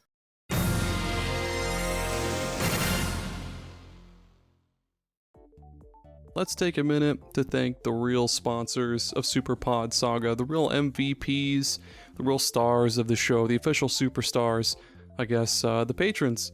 Each and every one of you is a superhero, and I really mean that. It means just the world to me. But yeah, thank you a lot. It's so cool, so awesome. Let's thank all of them. Let's go. A Novel Console, Jared Schrader, Jameson Empire, Adam Phineas, Trey, Adam Forrester, Jeff Miners, Jenny E, Kevin Demo, Thrack, Mr. Kwong, Matt aka Stormageddon. Every single one of you are just the best. I'm giving you a big, huge salute right now. You can't see it because I'm a dingus, but yeah, thank you guys. I hope you enjoyed the bonus content. If anybody out there listening to this wants to subscribe to the Patreon and get some cool bonus content, help out the show, help me, help Jerry, whoever, there's a link in the episode description, or just go to patreon.com/superpodsaga. It's all there. There's 2 tiers, $4 a month. All of you guys, thank you so much, and hope you enjoy the rest of the episode.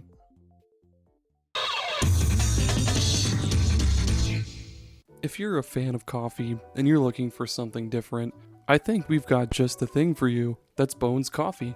Bones Coffee is not your usual coffee company. Of course, it's all sugar-free, gluten-free, all that stuff, because it's just coffee, nothing added to it. But they roast each batch of coffee beans to your order, and they've got just a bazillion different flavors to choose from. They've got your usual French vanilla, salted caramel, they've got Irish cream, of course they've got decaf, single origin coffees like Kenya, Guatemala, stuff like that, even what they call high voltage, which is extra strength, extra caffeine. But they have all sorts of other awesome kind of out of the box flavors. They've got ones like cotton candy, maple bacon, and even mint chocolate chip ice cream. And they're always coming up with new crossover flavors, like they've done a bunch for Nightmare Before Christmas, Indiana Jones, even Spider-Man, of all things. And they're also coming up with new seasonal flavors all the time. If this sounds right up your alley, feel free to use the link in our episode description and use coupon code SUPERPODSAGA at checkout to get 20% off your order. That's SUPERPODSAGA at checkout to get 20% off your order. And if you're not just in the market for coffee, you can also get some sweet mugs. They've got lots of cool shirts. They've got all sorts of different brewing equipment like French presses, stuff like that. Just head on over to bonescoffee.com, or again, use the link in our episode description and get 20% off. Get yourself a new interesting flavor and spice up your morning routine with Bones Coffee. I really hope you enjoy. I'm a really big fan of it, and I hope you find one that really hooks you. Thank you so much for listening. Have a good one.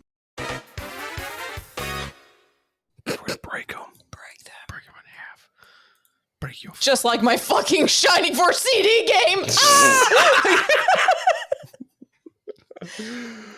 Oh my god. Hang on, I gotta jot this down. I've got one just like that for after the ad break. Hold on.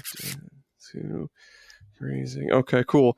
So this one comes to us from Thrak. He gave me a good bunch of cool ideas to add to the old ad break list. So Thrak, thank you, buddy. Love you. Kisses, hamburger helper, and all that.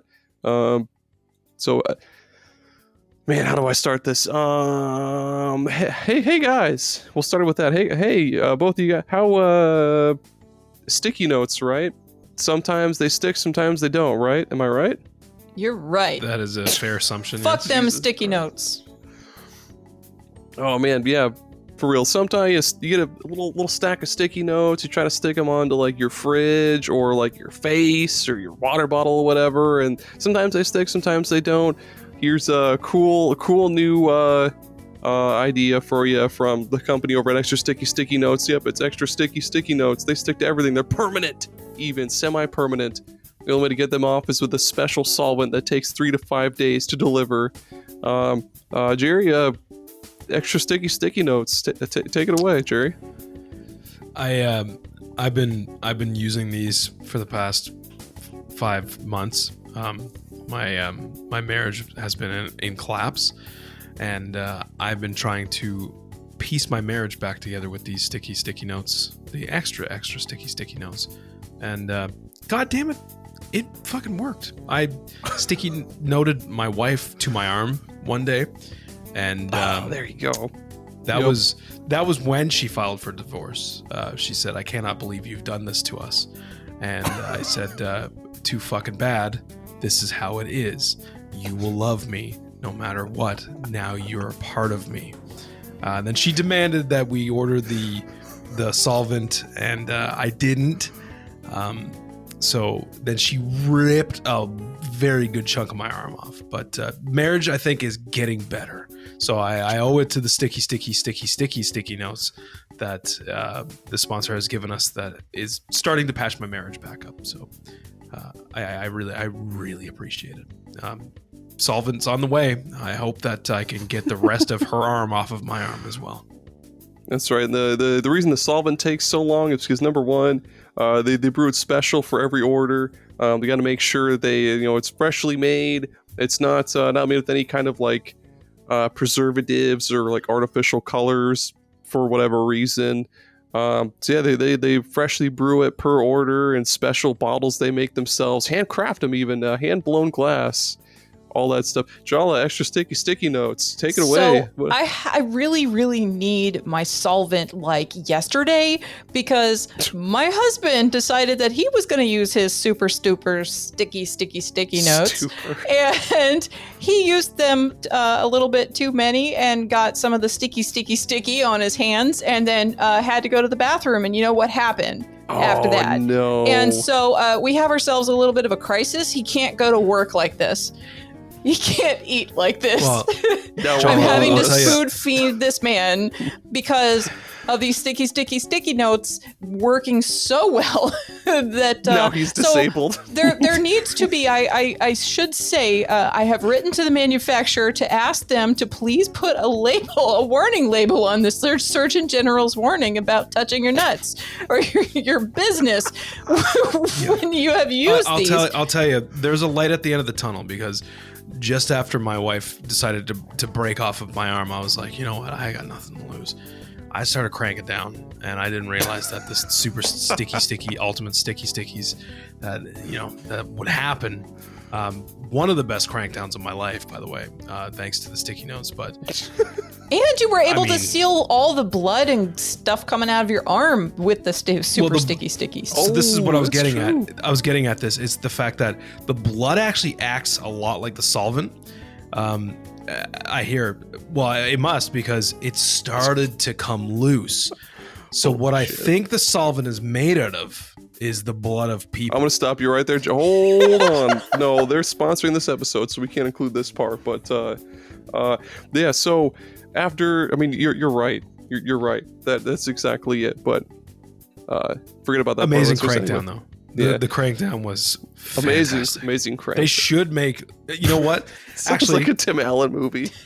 oh my God, Aaron, I got a finger in the ear. Do it. Beep, beep, beep, beep, beep, beep, beep, beep, beep. Finger in the ear. Yep. Just in, folks. You don't have to worry. We have the DLC. Okay, the DLC is coming for this. This is always DLC. The super duper sticky note lube for him and her, or them, whoever wants it. For those Jesus true Christ. unions. Yeah, it's kind of like what the okay. Mormons Oh, do yeah. when they dock or whatever the fuck they do. Where they just like the. It's What is like it? It's what's the- dipping or like soaking. It's not edging. Soaking. Yeah. Yep. So you heard us soaking, and not the fucking composer for Final Fantasy 14. The actual act of. Get the fuck out of here, dude. Not him. I'm talking about the actual very professional act of soaking in your loved one, whether they're Mormon or not. And I'm telling you, you just fucking whack just a jar of this stuff on there. You're never not going to soak again because you'll be soaking for the rest of your life. Okay. Oh, It's no, the best. beep, beep, beep, beep, beep, beep, beep. That's just in. They also have extra sticky notes that are completely covered in this sticky garbage shit. They can even act as like a skin graft. So, hey, did you burn off all your skin in a horrible, awful deep fryer accident? 3rd-degree burns all over your body because you really love tater tots? Well, guess what? Hey, wait. Let me make sure I get this in the mic. You slap a sticky note on there. Yeah, and you know what? Hey, I lost my my dog. Got hit by a truck. Really sad. I missed that dog. But you know what? Did you stick them back together? No, made a brand new one. Well, that too, yeah. Made him brand new. Reanimated him even. Was his name Humpty? All the king's horses and all the king's men used extra sticky notes to put him back together again. Poor Humpty. Yeah, poor Humpty. That's it for me, man. Holy shit, that dog one really wiped me out. That was morbid as shit. You can patch a hole in your car, in your inner tube, patch a hole in whatever Your the marriage, fuck. as I've proven. In your marriage. Oh my god. If you want to fake a disability, like Jala's husband, yeah, just glue one to your hand, like to whatever part of your body you want. Head, butt, balls, whatever you want. Yeah, boom, you're technically disabled now because you gotta wait fucking 3 to 5 weeks to get this solvent. So thanks for sponsoring this episode. Thanks Extra for disabling our audience. Thanks for putting my dog back together. Extra sticky notes. Love you, Humpty.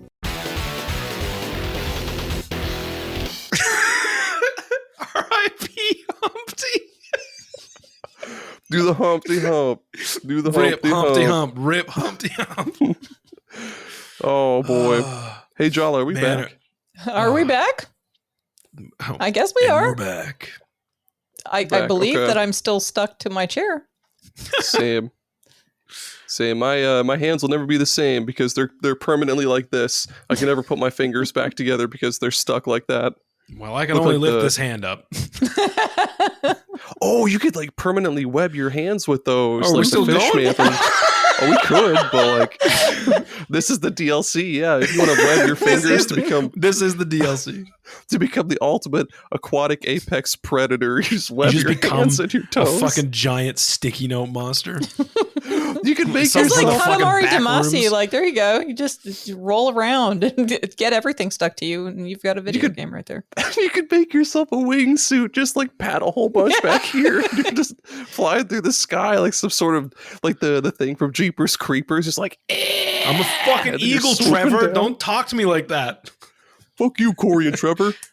Smokes, or whatever Smokes the boys, fuck. let's go. Wingsuits Yeah. look like Snuggies. They're very upsetting to me.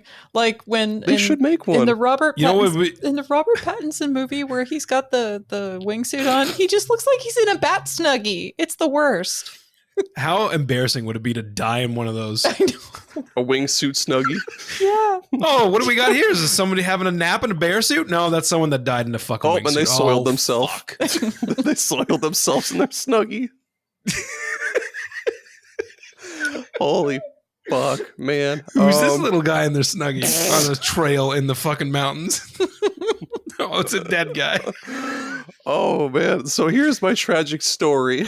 Yeah. Oh yeah, right. Go ahead. Go ahead. Jeez. Do it. Oh man. Besides the time I no, whatever. Anyway, so when I was a kid, I was trying to play through Final Fantasy VIII. Heavy emphasis on trying because number one, I didn't understand. Not a great game.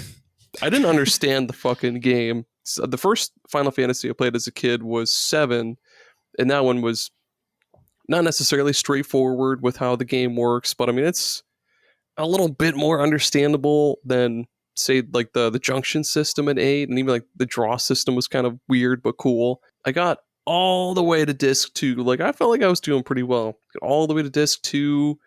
I'm pretty sure it was disc 2. I was right at the end. It's where you're in this like factory or something and you fight this like giant robot boss thing. So I beat the boss.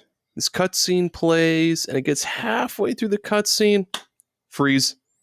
And I would sit there, little kid me would be like, I'd be waiting, I'd be like, is this part of the thing? Like, how long do I fucking wait? And I'd wait like maybe 10 minutes. Did it corrupt your save file? It did not. It turns out I think there's just like a scratch or something, but every single time that cutscene plays, it would always freeze in the same spot. So I could never progress. Never did beat Final Fantasy VIII. Ooh, I have a similar sort of thing. So I like how this went from like how I know we this approach went games totally. I was trying to go back to something else, but That's you fine. told a sob That's story. Real quick. So, It's okay. Lunar, It's okay. Lunar on Lunar Silver Star, the Silver Star on Sega CD.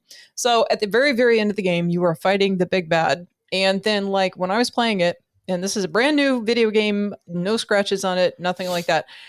In the middle of the battle, the music stops, and then it like you can continue the battle with no music, and then at the end of the battle, it just freezes and nothing happens. And so I ended up finding out after several times trying to go through this and beating the multiple phases of this boss on that last phase. When I opened up the Sega CD lid and then closed it again, when the music turned off, it would then load the rest of the game. It was the weirdest fucking thing. Yeah, it was the weirdest fucking thing. I had to open it, pop the thing open, and then close it again, and then it would finish the game. It was the weirdest thing, but I did get to finish the game, so cool. That is certified grade A baloney. Yes. If I've ever heard it. So or MMOs. Yeah, MMOs. I haven't played very many. I played a little bit. I have a deep take on this, so Aaron, take it away. Get yours out of the way. No, you go first because okay, I got a thing about MMOs, and it's going to be pretty interesting. What is it? I played Destiny, if you want to count that as an MMO, which I mean it kind of is. So fuck it, yeah. Destiny. I know there's people out there that make like one of every kind of character or make like multiple characters. I always stuck with the main one because like when I play MMOs, like I want to be that character. Like I'm gonna be that character. Play with my buds. You want to be the main character, right? Exactly. I'd make the one character.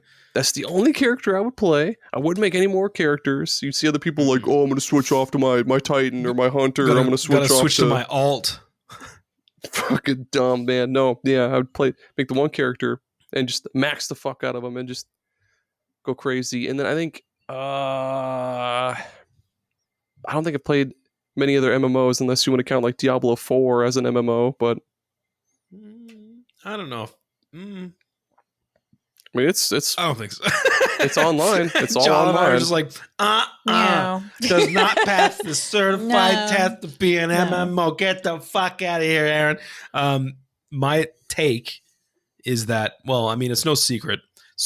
My other podcast, Super Ghost, we basically started this podcast because Greg, Beth, and I spent nearly every single day together for hours a day playing Final Fantasy 14 online. And it was like a happy accident. We were just like, what's a game all three of us could play together? We're three friends of friends that are bored. Let's play a game. And one of us suggested that game. And we were like, oh, it's got a free fucking trial. We can just install it and try it out. And then it was like hook, line, and sinker. Like we were fucked. And I'll say getting our legs, I guess, in the first part of that game, like A Realm Reborn, I was like, this is okay, I guess. Like, I'm not really invested in like a story here or anything. Like, it's just kind of fun doing like running dungeons with you guys and stuff and like glamming my dude out. Because here's the thing. When I started playing this game, I was like, oh, well, there's a lot of customization that you can do within the menus. And I was like, I'm just going to make this look like a single player game. I don't want the fucking visual diarrhea of an MMO all over my screen. All the name tags and shit. No. Yep. So I was like, fuck everybody in this world. I don't care about anybody else except for my friends. So like turn off every name tag other than my friends and like NPCs. And then I was like, okay, get all these hotkey bullshit out of the way. Because I played with, take a deep breath now. I played with a controller from start to finish. No keyboard and mouse. Hell yeah. And I customized the entire thing. And it essentially ended up playing like fucking Xenoblade. And my approach to that MMO, the only MMO I've ever played and liked, I should say, because I have tried WoW and I thought, no, thanks. I think I'm done. But Final Fantasy XIV, it was a different thing. Maybe it was because I came from being a Final Fantasy enjoyer previously, but there's something about that game that was just like, hey, you can play this however the fuck you want. And it kind of lets you do that. Like I was able to play that game like a single player game and then occasionally in co-op with my friends. And then sometimes you get sucked in to the crazy fucking world and they're like, hey, we're going to a party. And I'm like, what do you mean a party? And they're like, we're going to a party and we're going to go dance. And I'm like, in real life? And they're like, no, in Final Fantasy, meet me at these coordinates. And I'm like, what are we doing? And they're like, put on some good clothes. And I'm like, in real life? And they're like, in the fucking game. And I'm like, I don't have good clothes though. And they're like, hang on, let me lend you some gil. And then I'm like, Greg, where'd you get all this gil? And he's like, don't worry about it. I sold a property. I'm like, what do you mean you sold a property? He's like, I got 14 million gil. Like, don't worry about it. Dude. And he's buying me like expensive shirts and shit. And then he's like, I am now your sugar daddy. And I'm like, okay, well, like, what's this party? What's the party we're going to? And we go to I meet them in the rain even. And like, it's like, oh, we're on a wait list. I'm like, well, this is a game though. And they're like, no, it's not a game. We're going in to dance with real people and we're going to hang out. And I swear to fucking God, I went into this fucking place and it was like, ass, and like they're doing like fucking emotes and they're like fucking dancing and shit. And they're like, you gonna like talk to anybody? And I was like, dude, I don't know what's happening here. And I was like, I know what I'm gonna do. Here's what I'm gonna do. I'm going to sell my body, okay, for our podcast. And I started going up and dancing with people, being like, what's up, man? You ever hear Super Ghost Radio? And they're like, what the fuck are you talking about? And I'm like, yeah, man, it's a fucking podcast. Check out my podcast. What's up? Woo! And I just like leave. Woo! And that was, but then the story of the game got really fucking good. Like really, really fucking good. And we stopped dancing at these nightclubs with people. And that was the only social interaction that I had, other than when they tried to get me to join an FC. And I was like, I don't really care about these people though that much. I don't know what the big deal is. And they were like, yeah, these people are really fucking nice. And I was like, I don't really care. I'm playing the game. I'm the main character. Fuck off. And that's how I played that game. I'm the main character. Get fucked.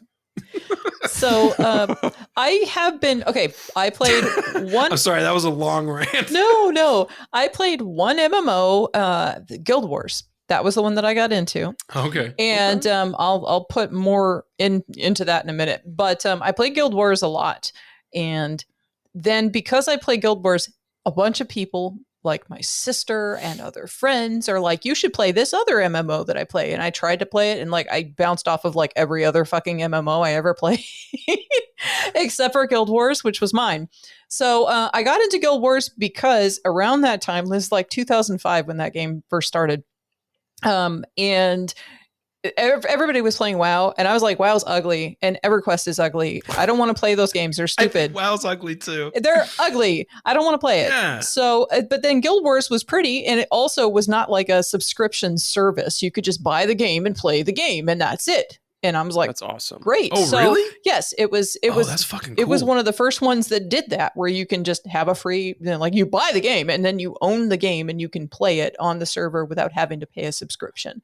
So I went around in there and it was beautiful, beautiful, absolutely beautiful. So I would explore all over the place and end up in all these cool picturesque places and take a bunch of screenshots and stuff like that too. And everybody did this to the point that, like in Guild Wars 2, when they made the sequel MMO, they ended up making points of interest a thing where like it's on your map and you can complete them to get like special prizes and stuff, to go to these places to see these scenic, views that they have arranged for you.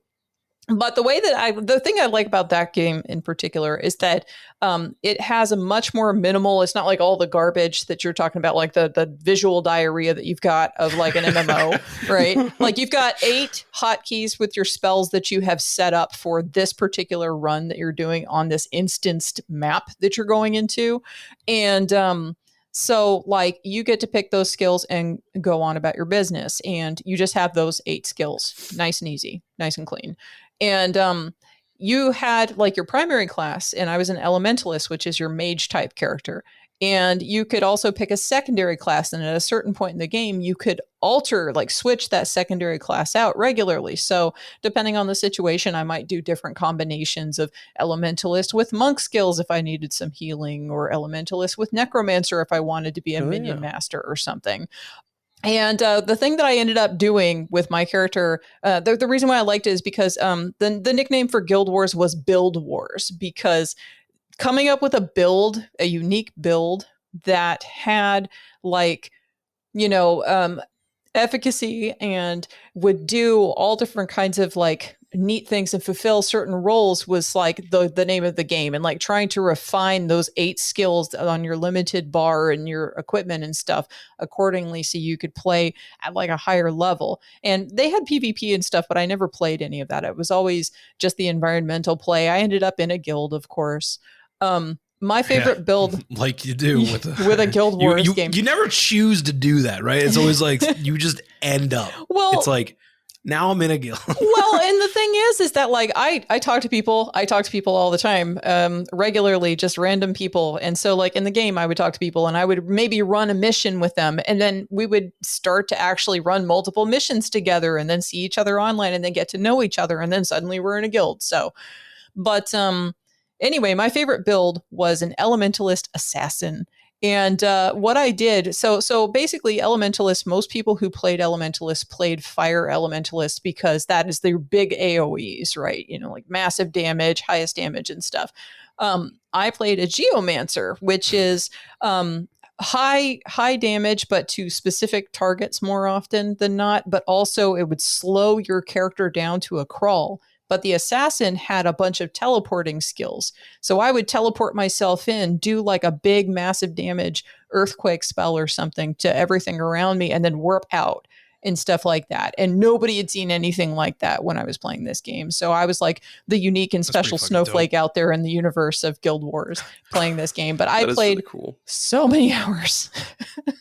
Have you tried Final Fantasy 14? I have not. Time being a limited thing that it is, and with assignment play and everything, I cannot afford to do even a try at something like an MMO right now. I was trying to clue up because I swear to God, we played this fucking game. Like I played that game exclusively for basically a year. Like, because I mean, by the time we got into it in, what was that, 2020, 2021 or something? By the time we got into it, I mean, it was dawning on the last part of the whole main story. Like it had been out for fucking 10 or 11 years. Yeah. And like it was coming to this insane like resolution of this crazy story.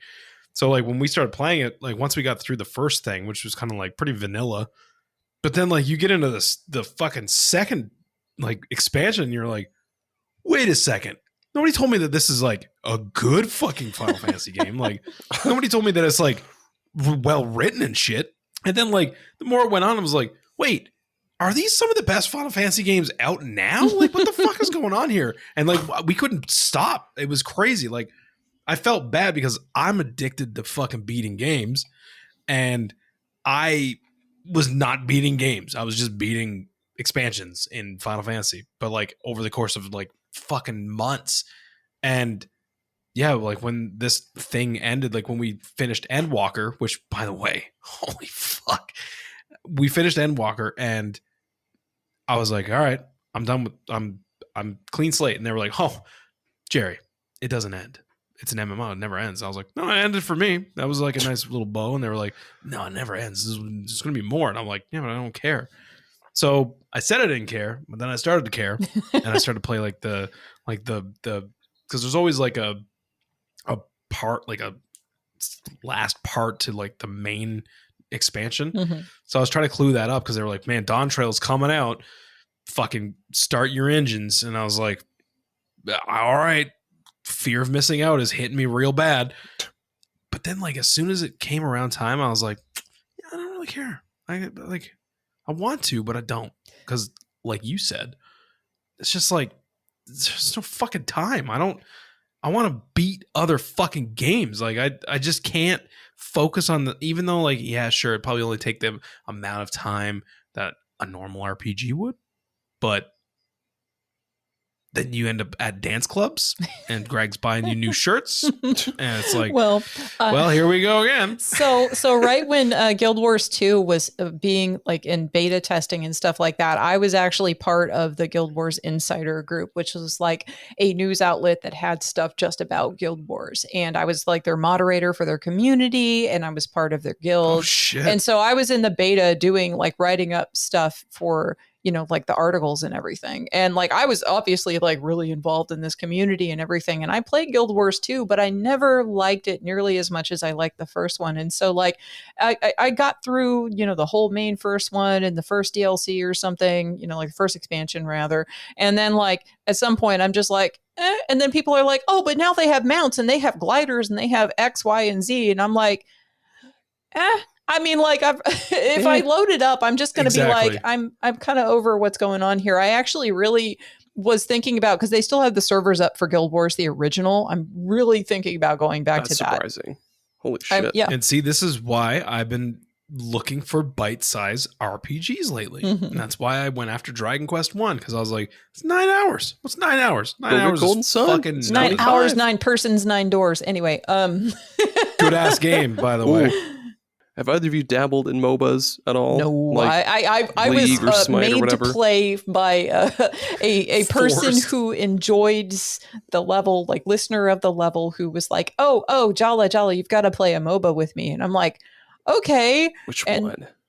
no, it never stuck. So sorry. But tell us your MOBA story anyway. Oh my gosh. So for, I want to say like a good span of like 3 years, I would play Smite like almost every night, like almost every single night. Me and my brother-in-law and like maybe some other friends, we would all get together and we play some Smite. Probably just because it's the first one that really came to consoles, and it was cross-play too. It was the one game because like my brother-in-law is on PS4. It's the first game we could all play together. But where I'm really getting with this is like when I play a MOBA, again, just like with fighting games and shit, I always pick the characters that nobody else really plays. And yeah, Smite and Pokemon Unite, that's another one that I was addicted to for a little while there, which like Pokemon Unite probably isn't as in-depth as Smite, but it was still pretty fucking fun. You can play on your phone also for free. It's pretty great. Cool. So Yeah. I have a story about Metal Gear. So Hell yeah. So my first Metal Gear game was Metal Gear Solid 3, and I was not the one who was playing it originally. It was the boyfriend that I had at the time, and he would get up and have to like go do other stuff or whatever, like go take care of something like chores or something, but he would leave the game running. And so I would just pick it up because I got bored waiting, and I would just start fucking around with the camo and then like sneaking through the grass and like picking up, like killing all of the animals, collecting critters for him. So like he has all this stuff Eating to them? eat. Yeah. So it was like this whole thing where I was doing that. And then it was also like my first Resident Evil game was Resident Evil 4. Same situation. Like he would get up and leave and then I would be sitting there fucking with his controller. And so like, you know, I had him get eaten by the lake monster because I was shooting fish. and you shoot the fish enough in the original Resident Evil 4 game before you go and encounter the lake monster, and the lake monster will come out and eat you. So that happened. But also I would just like go beat the QTEs for him because he was having a trouble with the QTEs. So it was this whole thing. So my first acquaintanceship with both of those two series was something weird. But what was it? What the hell was it called? The Metal Gear Solid 5.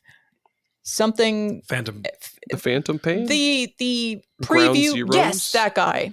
Yeah, Ground so I Zeroes. played Ground Zeroes, and just in that little itty bitty preview, you know how I said I would do a thing and then I go AWOL. I love sniping things until I see too many targets and then I go AWOL. And so like I was behaving and sniping things and admiring Snake's shapely ass until such a point as I Good cake. decided to murder everyone and then steal a tank. And then I got very upset because like I got in the tank and I was going through the whole place, and then I was trying to leave so I could, like escape. But then, I got cock blocked by like, the invisible barriers because it's just like only a certain amount of area. And so my husband's response when I told him about all of this was, well, it's a good fucking thing you didn't play the actual Metal Gear 5, because if you did, then you would just fuck off into the desert and never be seen again. And I'm like, I know, because don't give me an open world. I will never finish it. So back to that. But Sniper Elite is kind of a similar situation. I will crawl around. I love Sniper Elite games. They're very fun to me. I broke the Sniper Elite 2 the first time I played it because like in the tutorial, you're supposed to just go forward through the tutorial, but I went backwards because I was curious to see if anything changed back there. And then I fell through the scenery and broke the game in the tutorial before I even got to the first level. And yeah, so like I will go through Sniper Elite games and I will just snipe the shit out of things until such a point as there are too many tempting targets. Then I will start blowing things up and then running and stealing tanks and doing anything else. I actually, at one point, there is in Sniper 4, there is one point where your mission is to kill Hitler, and you can get a real clear shot on Snipe him in the dick. Yeah, well, so like there was a point early in that level where you can get a clear shot of Hitler, so I took it and I shot him. But the game was expecting you to shoot him after he'd, after sneaking in to do with all this other shit. But I had hit him from like way the hell far away and, killed him in one hit. So I had to, like, I thought, I can just back up to the extraction point and be done with this level in like 2 seconds. But no, the extraction point was on the other side of all of the shit. So everybody was on high alert because Hitler got killed. And I had to go through this whole everybody's on high alert compound. And it was real interesting and stressful because I decided to go and shoot him early instead of being patient like a sniper is supposed to be doing. It always sucks when you go to shoot Hitler and everything goes on high alert. Right? Well, I didn't want him to go into his little like secret locker room or whatever. Fuck that. Hitler's little crack den. Yeah. His German Shepherd crack den. You guys play shooters at all? Yeah. I like a boomer shooter though. Mm-hmm. I really like that. I actually recently threw on that Doom 2 like 1 and 2 remake that came out that Night Dive did. Fuck, does that game fuck hard. Holy shit. Like I've played Doom 1 and 2. Like actually I haven't played a lot of Doom 2. I remember vaguely playing it like way back in the day. But yeah, they updated like the music and shit in it. And then like if you get the Steam version, you can like extract the fucking the music from that and put like different music in, and like you can also do like the ray tracing mod and shit, and it looks fucking awesome. But like I don't mind, like I like a third person shooter for sure, like, but I'm like a very specific type. So to keep in line with the episode theme, my approach to a third person shooter is like, is there an approach to a third person shooter? Like, I feel like it's just like, you just do the thing. Like you just fucking, you just go do the thing. Like Uncharted, it's like, solve the puzzles, Indiana. Like fucking do the thing. Okay, well, so how about any game that has a stealth component? It could be a third person shooter that has a stealth. Because like, see, Dishonored. That's How do what you I was play gonna bring up. Dishonored? You know, like That or like that's a good one because yeah. Dishonored is very like open to, hey, what do you want to do here? You want to fuck everybody up, or do you want to like sneak around tiptoe? Yeah, like if there's a game that gives you the option of either going in guns blazing or like stealthing around like that, Deus Ex, hell, even like Fallout and shit. If you want to sneak your way through that, would you rather bang bang gun shooty guy, or would you rather sneak around and like avoid all of that shit? I'm like a in between. I'll try sneaking, and the second I'm caught, because I know like Greg, my So co-host, he's then you the start second he is caught, he's like, we're restarting the mission. And I'm like, why? And he's like, no, there is no room for error. And I'm like, all right, dude, fuck. I am the kind of person that I'm like, let me try sneaking around. And the second that I'm like, go to slash at somebody and I'm like 2 frames too far away from them, they're like, what was that? And they turn around. I'm like, well, guess I'm compromised. just I just fucking start unloading clips. I don't typically like stealthing things though. So like with Dishonored, I was stealthy to a point, but I was also more not stealthing, but outsmarting. mm-hmm. So like I would take ways that I'd be like, I'm gonna lure this guy out, but I'm also gonna fuck his shit up as soon as he walks outside of this door. Like, and then throw his body over a fucking ravine or something. Yep. I was never like the kind of guy that's like, I will be part of the shadows and just like sneak around and never get caught. Because You're to Naruto me, running through the shadows. yeah, doing the backwards arms and shit. For some reason, like there's certain stealth games that I do enjoy, but for the most part, I find them kind of boring. Like when I have to sneak around, because it's like, where's the action? It's just like Yeah. a puzzle game. Here's the thing with Dishonored. Dishonored is like, you should be sneaky, but then they give you all of these cool things to blow people up and stuff. And there's like a lot of them, you know, and it's like, be sneaky and don't blink kill power. people, but here's a lot of really cool ways to kill people if you really want to do that. And, you know, to me, as much as the people levy that as a criticism against that game, like I feel that that's more like encouraging replay, right? So you've already done a good route on your first one where you're sneaking more or whatever. And then the next time, then you can be total chaos and blow everybody up and have fun with all the toys. Or what I would do is, you know, so in Dishonored, I love exploring. I love traversal. You give me good traversal, I will play your game and I will play the shit out of it. So in Dishonored, I will go through the level. I will go explore everything. And then as soon as I get to the next part that goes to the next part of the mission, I will turn around and then find the other way to get through the level and then backtrack and go learn both routes. And so like I was in that game double the time everybody else was because I was having fun going and seeing all the different ways I could go and testing where they would let me go to and things like that. And whenever I felt like I really wanted to kill shit, I would save the game and then blow everyone up. Yep. And then maybe blow them Yep. up, you know, get that out of my system and then reload my game and move forward and just go from there. Dishonored was really good about that though. Like I feel like that was one of the first games that I remember being like, you really kind of can do whatever the fuck you want in this game. You can go through the game without killing pretty much anybody. 'Cause Anybody, I think, yeah. I think it's just the bosses that you have to kill, isn't it? No, you don't even have to kill those. You can non-lethal everyone. Every single Okay, person. Yeah. You can non-lethal the entire game. I did Which is a really deep fucking dive cool. on the entire IP on my show. So there's Hell 6 yeah. hours, 2 episodes, 6 hours. And if you count the bonus episode, a Jeez. 7th hour of Dishonored talk. So I love that game. You know, I've never played Dishonored 2. And I've heard Ooh, that that's- Dishonored 2 is really good. And I've heard that the DLC for that is fucking awesome. So here's what I'll say about Dishonored 1 and Dishonored 2, and then also the third one, which is not really the third one, The Death of the Outsider, which is it's kind of like 3, but not really because it's like the size of a DLC, but it was released as a separate thing.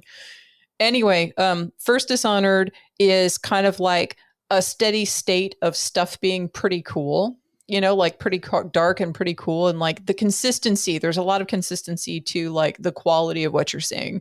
And Dishonored 2, there's some super high highs, but there's also a lot of like uninspired bits here and there that you go through as well.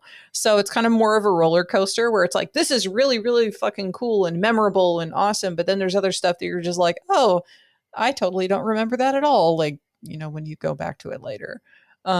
And then Death of the Outsider is kind of like primarily story driven, but it's trying to kind of give you slightly different move sets and put you into circumstances that are similar to things that you've done in the prior games. So it's like, if you like what the first couple of games are doing, then you will like Death of the Outsider, but it's not going to present anything new and exciting. But if you like Dishonored 1 and you haven't played Dishonored 2, you should play Dishonored 2 at least until you get to the Clockwork Mansion. I heard that thing is fucking crazy. So worth it. Worth it. Hell yeah. So anyway, yeah. So here's a weird deep cut for all y'all. There's a game on the 360 and PS3 called Alpha Protocol. Oh, that's a good game. And yeah, it's good, but it's like kind of janky sometimes, but like it's real janky. It's Yeah. still a good game. Just like Dishonored, yeah, you can go through the game however you want. Although in Alpha Protocol there are bosses that you have to kill. You can't do non-lethal for sure, but there's parts in like the little hub areas before you go to a mission. You can pay to have someone like sabotage something in the next level, or have them send something that you can go pick up in the next level, kind of like Hitman, but that's also in Dishonored too. yeah. And fucking and you can unlock cool different dumb skills, and I think there's like different trees for like different skill trees, different skills for like if you want to go be like an offensive assault guy or stealthy stealth boy, or I think the other one was like you can go like a techie route where you hack shit and stuff like that. But in those kinds of games, if there is stealth, just like Gerry, I'll try to stealth. If I get caught, I'm blasting. Yeah. So anyways, I started blasting. Mm-hmm. You know, I don't know what this episode turned into, but I really like it. Well, I do have like a couple of other instances of like, say there's it's not an endless runner, it's an endless flyer. Airy Sky Castle. I don't know. I play random things sometimes, especially if they're indie games that are short. So in this one, you play as like a wizard that's turned into a bird that's trying to collect some kind of shit to save the world. I don't know. Anyway, it's like an endless flyer. You're a bird flying around. You got to collect things. So, okay, cool, whatever. There was this one tunnel that I went down and I saw this itty bitty little hole. And I was like, oh, I wonder if that's a secret place. I've got to go there. So I kept on trying until I got through that itty bitty little hole and I broke the game. I went outside the geometry. I was outside the level and I had found the one hole in the level and flew out, and then I couldn't get back in. So the propensity for me to break a game is pretty high. I probably should be in quality control for video games for that reason. I did that kind of thing with the game. I think it's pronounced Jusant. Jusant. I don't know how it's pronounced. Mm-hmm. It's that weird like rock climbing game where you're just climbing up the hill. They're not the hills, the mountains and shit. Immediately, right at the start, I was like, dude, these controls are fucking bonkers. I'm gonna see if I can kill myself by just like jumping off. Then no, I got wildly stuck to the side of a cliff. If there's any game that lets me like jump off of a really high area, I'm gonna do it at least once or twice just for the fuck of it. Mm-hmm. Oh my god, Aaron, write this down. Episode idea: best game glitches. Mm-hmm. Ooh, where's my fucking phone? I'm writing right down. Because this is like, I love how this is like the most freeform episode I think we've ever done, because it started as one thing and then kind of morphed into something else. We're still wrapping it back around though. It's still. I love it though. I fucking love it. I love when it's like, let's do this topic, and it's like by the end of the episode, it's like, so tacos are fucking crazy, bro. Like tacos. Well, I do have another one. Tacos are fucking Have crazy. either of you played Planescape Torment? And I'm not talking Torment Tides of Numenera. I mean the old one. I haven't. I've heard of it. I haven't played it. Been yelled at to play this game. It's so fucking. It's one of my fucking top times. favorite games of all time. So Top 5? top 5, yeah. Top 3?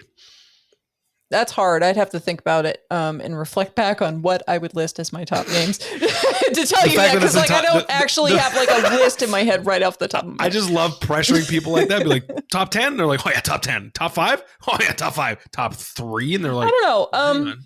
I would say like for games that are really, really interesting that do some fun stuff, I would probably say that yeah, it is in the top 3 for ones that are doing unique things. I mean, even the fact that you easily said it was top 5 is yeah, like enough to make me go, so the thing about this maybe game, we're fucking with something good here. really fucking good writing. And not only that, but like, okay, so combat in the old version is rough. I know that they made a remaster version. I have not played that because I have a copy of it on Switch, and like to play on a screen this small is just the tiny ass text is not a thing I'm into. So I have not played the remastered version, but from the original version, was it on PS1? It was on PC. I feel like it was. It was on PC. I don't know. I think it was on PS. It might be. I don't know. PS1 I too, have no idea. But anyway, I played the PC version. So either way, in this game, it has lots and lots of really, really good writing. And, like the graphics and stuff are of its age and all of that kind of thing. But the role-playing options are out of this world. And to the point where you can get to the end boss and not fight the end boss. You can role play your way out of that scenario. And just by talking to him, right? You can talk to him and you can pick options and stuff. So like the secret of that game is that none of your other stats really matter as much as like your charisma for your options, like your talking options and stuff. So but yeah, your role playing stats, like the higher your charisma or like your stats that allow you to do more role-playing things, the better off you are for like a rich experience in that game. And let your companions do all the fighting in the actual fights. Like you're fine. Just make your character able to do the talking, because all of those options, like you would love to see all of that. And I played Torment, Tides of Numenera as well. That one is also really good, but it is not Planescape Torment. Planescape Torment is still better in my opinion. So, but in that game, I definitely did a mixture of role playing my way out of situations, and then in some instances, and then other instances, I'm like, but I feel like I hate you and I want to kill you, so I'm going to kill you now. So. I did that in shit like Fallout and Oblivion and stuff. Like if it got to the point where I couldn't talk my way out of things, or like if my science skill was too low or something, I'd be like, all right, well, I guess you're fucking dead. Yeah, see, like the thing about Torment is that like the role-playing options that you have are far more in depth. Like you wouldn't see role-playing options like that. Even with Baldur's Gate 3, I don't know. Like the Baldur's Gate 3 is a far more expansive game because it's far newer and has, more capability. But like insofar as like your actual options are concerned, like Torment has like a unique in-depth like plethora of things you can do. So yeah. Hell yeah. We're creeping. Yeah, we're past 2 hours now. You're 2 like, hours and 5 minutes. Let's stop now. We're done. Aaron, can I get off the ride now, please? Anything else anybody wants to hand out to all the others before we wrap this here thing up? No, I think those are all the ones that I really, really wanted to mention. Let me look through my list real quick. Yeah, that was the ones I wanted to talk about. One last one I want to get out of the way. Slap this one out of here. Yeah, games that like that give you the option. So I guess I can't really explain it without. So Pokemon Scarlet and Violet, trash games. They don't work most of the time. Thank you. I mean, like yeah. They when they work, they're fun. Most of the time, they look like shit and they play like shit. But anyway, yeah. So you can go do like this storyline or this storyline or this storyline. But when you do beat those ones, you unlock new abilities. So I went around, unlocked all the abilities first, so I could explore everywhere, and then I went and beat the game. And then games that let you do that, like go and collect abilities and then continue the story. Like games like that, I'll go around, collect all the abilities, explore as much as possible, and then beat the game and then just be done with it. Like say SteamWorld Dig 2, I did that as well. Just got everything, got the jetpack, explored all that I possibly could, and then beat the game. And I was like, cool, guess I'll zip it up and be on my way. Yeah, so like when I go into a game, I love narrative and characters, but it has to be like a story-rich game for that to be pertinent. Like I also appreciate games that don't have a damn story. It's fine. But if they are narrative heavy or whatever, I like the characters, I like the story. That'll be what gets me invested in it. If it doesn't have that, I want traversal. Give me traversal, fun traversal. Give me exploration. Let me go places and do things. Those are things that I like to do a lot. So those are probably my top priorities. How about y'all? I think so too. Yeah, like if a game does have fun traversal, I'll probably stick with that. Like Ori and the Blind Forest. For the most part, for me, the sequel doesn't even exist. I've played like maybe an hour or two of Ori and the Will of the Wisps, but didn't care for it. The first one, the traversal is great. I love just zipping through the game, just just completely ignoring the enemies because it's just so fun to just zip and dodge around them and shit. And especially if I played a game more than once, like if it's my first time playing through a game, like sometimes I'll pay attention to the story, but most of the times it's like I just want to play. Let me fucking play, and I'll just zip and zoop around. For me, it's a lot of rewarding exploration. Mm-hmm. Like not just exploration for the sense of being like, hey, you went in that cave and found a fucking stick with a rock attached to it. That's pretty cool, huh? Like I like it when you'll find something like a nook or cranny that you're like, hey, wait, can I go in here? Can I do this? Oh wait, there's a whole area back here. Mm-hmm. And then you're like, oh, there's a fucking optional boss. And it's like, oh, I got a crazy weapon or something out of this. And then it's like when a game adds stuff like that. And let me tell you, let me be the first to tell you guys, Wukong is doing this shit. Ooh. I'm telling you, I'm not being paid by the fucking Chinese government or nothing. I swear to God. Like, it's doing the thing. Like, it's doing the thing that I've been wanting things to do. And, you know, Elden Ring is like probably the case study for this for me. It's just like, you know, I did get a sense of like, ooh, what's that thing over there? Like there's a sense of discovery and the Zelda, like the modern Zelda games. But with Elden Ring, like every part of Elden Ring kind of felt handcrafted to the point where it's like, what is that place? Oh. And then you go to it and there's always something. And I have to also say that as somebody who has witnessed a person doing Elden Ring and, you know, listen to everybody talking about it, you know, all of that mess. Yep. Like it brings back that thing that used to exist way before the internet where you would have like kids on the playground talking to each other about secrets and shit. Did you see that thing in that place in Elden Ring? And it's like, no, I never saw that thing. We'll go over there underneath this thing and then you'll find it, you know? And it's people were talking with each other being like, dude, have you fucking seen this place yet? And they're like, no, fuck. What's there? And it's like, dude, you got to see this fucking boss. It's crazy. And it's like, but have you been to this place yet? And it's like, no, I haven't been there yet. And it's like, yeah, that was a crazy feeling. And I have not felt that replicated in decades. Yeah. It was really special. There are very few games that I'll actually like play through and want to do everything because I don't. Maybe it's just my advanced age now, the advanced age of 33. You're advanced. Come on now, you were like a decade younger than me, dude. Yeah, dude. Come on, let's calm down here a little bit, okay? There's sometimes like you're gonna turn into a fucking cyborg or some shit. I wish, man. I wish. Sometimes when I'm playing through a game and it's just like not hitting right, it's not hitting those, it's not tickling those jollies. But like some other games, I'll just kind of be like chop, dude, quit fucking talking, let's go. I want to finish this goddamn thing. But there are some games like Final Fantasy IX, like Earthbound, like fucking. We'll throw SteamWorld Heist into this. SteamWorld Heist 2 even, because Chrono Cross. Like there are games like that where I'll just, and it's not just nostalgia or like, I don't know what it is. Games like those, I don't know what it is about the games that I like and why I love them so much. I'll come back to them every so often and I'll be like, dude, I kind of want to do everything in this game. Like Chrono Cross, I'll go through maybe like 4 playthroughs and collect every character and do every little side thing. Or I don't know where I'm going with this, man. There's some games that I love doing everything possible in them, but like most games not. Yeah, if that makes any sense. If well, that's how I was with Elden Ring. I wanted to do everything. I made sure that I beat every fucking boss in that game, optional or not.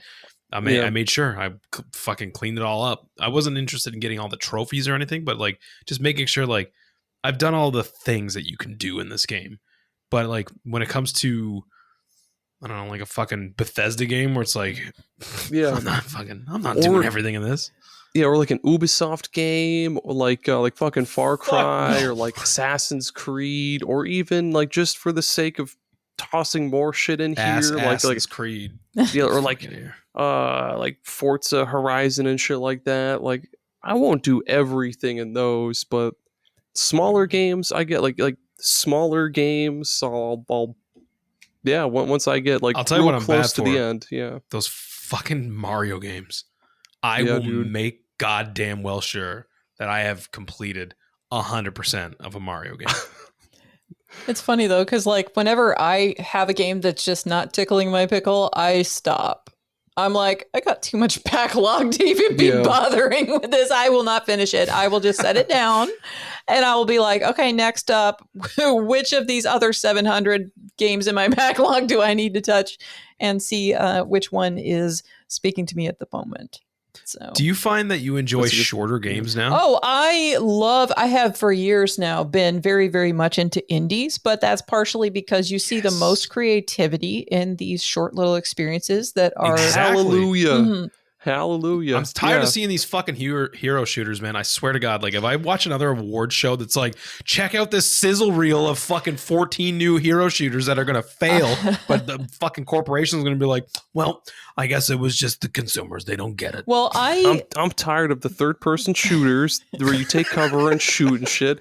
I'm tired of Assassin's Creed. I'm tired of Far Cry. I'm tired Don't. of all that AAA shit. Like sometimes all a motherfucker wants to do is just 2D XCOM SteamWorld Heist over and over and over because I hate myself. well, and the thing, like I say, I mean, like you get some really weird blends of genres and stuff, especially when you have an indie because they don't Yeah. have, Yep. you know, this whole, Exactly. the shareholders need us to make X amount of money. And, you know, like The shareholders, Jerry, the investors. well, all of us love some AAA games, and that's just how that goes. But there's certain ones, Yeah. you know. But like with indies, I'm more willing to throw them the few bucks that it takes, you know, when they're on sale to have this little experience. And whether I enjoy it or not, I'm still appreciating the fact that, you know, like at least the money's going to people who aren't in essentially a sweatshop, you know, trying to do their Exactly. thing. yeah. Yep. I mean, I don't So- know who made Wukong. I don't know. Oh yeah, like I can't- I have not picked that game up specifically because I know how bad the working situation has been reported to be for that. But but it's really good. so Those kids made a really good game. Okay. but yeah. Anyway, yeah, indies, short experiences. My place on the level whenever I pop up as a rotating host is to talk about, you know, every once in a while some AAA thing that I've been playing or whatever, a bigger game, but most of the time I am bringing to the table a bunch of random indie shit nobody's heard of. And a lot of people love that because they're like, I would have never heard of this game if you didn't talk about it. Like on this week's level, I talk about a game called Scarlet Deer Inn, which all of the animations for that are hand embroidered before being scanned in. I've heard of this. Holy Yes. And it's shit. being Crazy looking. Mhm, and it's made by a Czech couple that are still in the middle of working on it, but the demo is out on Steam. So I got one for That's- you. yeah. I'm so cool. typically known to know a few obscure little games. Have you heard of Pseudo Regalia? I have heard of it. I have not played it. Real good game. Real good. It's like a throwback to like PS1 action platformers. Cool. And it's made Oh, by yeah. one person. Yeah, And, like, I saw. If you look at the yeah. cover art, it's just like this just looks, is this a Flash game? But then you start playing the game and you're like, oh, this is fucking tight. Tight. Mhm. Hell But, yeah, man. I think we have Indie exhausted, games. however, Holy shit. the subject of approach to games. Yeah, that's pretty much it. Mhm. Yeah, I think- there's nothing left to talk about here. Nothing at One all. last thing. One final thing, I promise. Yeah, Here we I go. guess the reason why Aaron's I final enjoy thought. my final thoughts by Joe Pesci.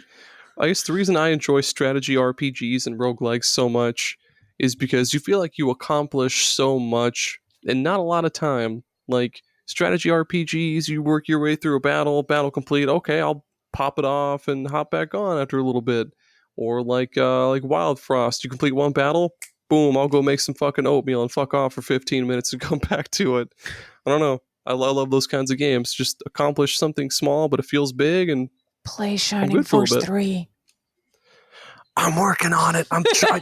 my Anbernic can barely handle them. I need the beetle core. I need to put a new Saturn core on visions there. of mana, you asshole. You have mana tattoos on your arms, and I own the game before you. Oh no, no, now you've made all the pressure. I know. I do need to play Visions of Mana.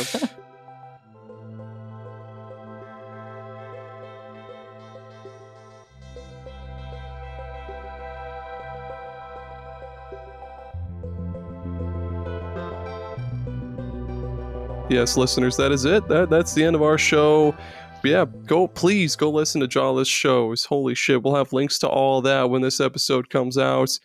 Go listen to Retro Rehab and Super Ghost Radio. Those shows are great too. Just go look at the superpodnetwork.com. All sorts of cool shit there. We blog all the goddamn time. Please read my blogs and tell me I'm good. And that's it. Thank you, Jala. Thank you. Yeah, that's it, listeners. Like I said, Patreon, $2 for $4 a month. Everybody say bye. Ciao. Bye.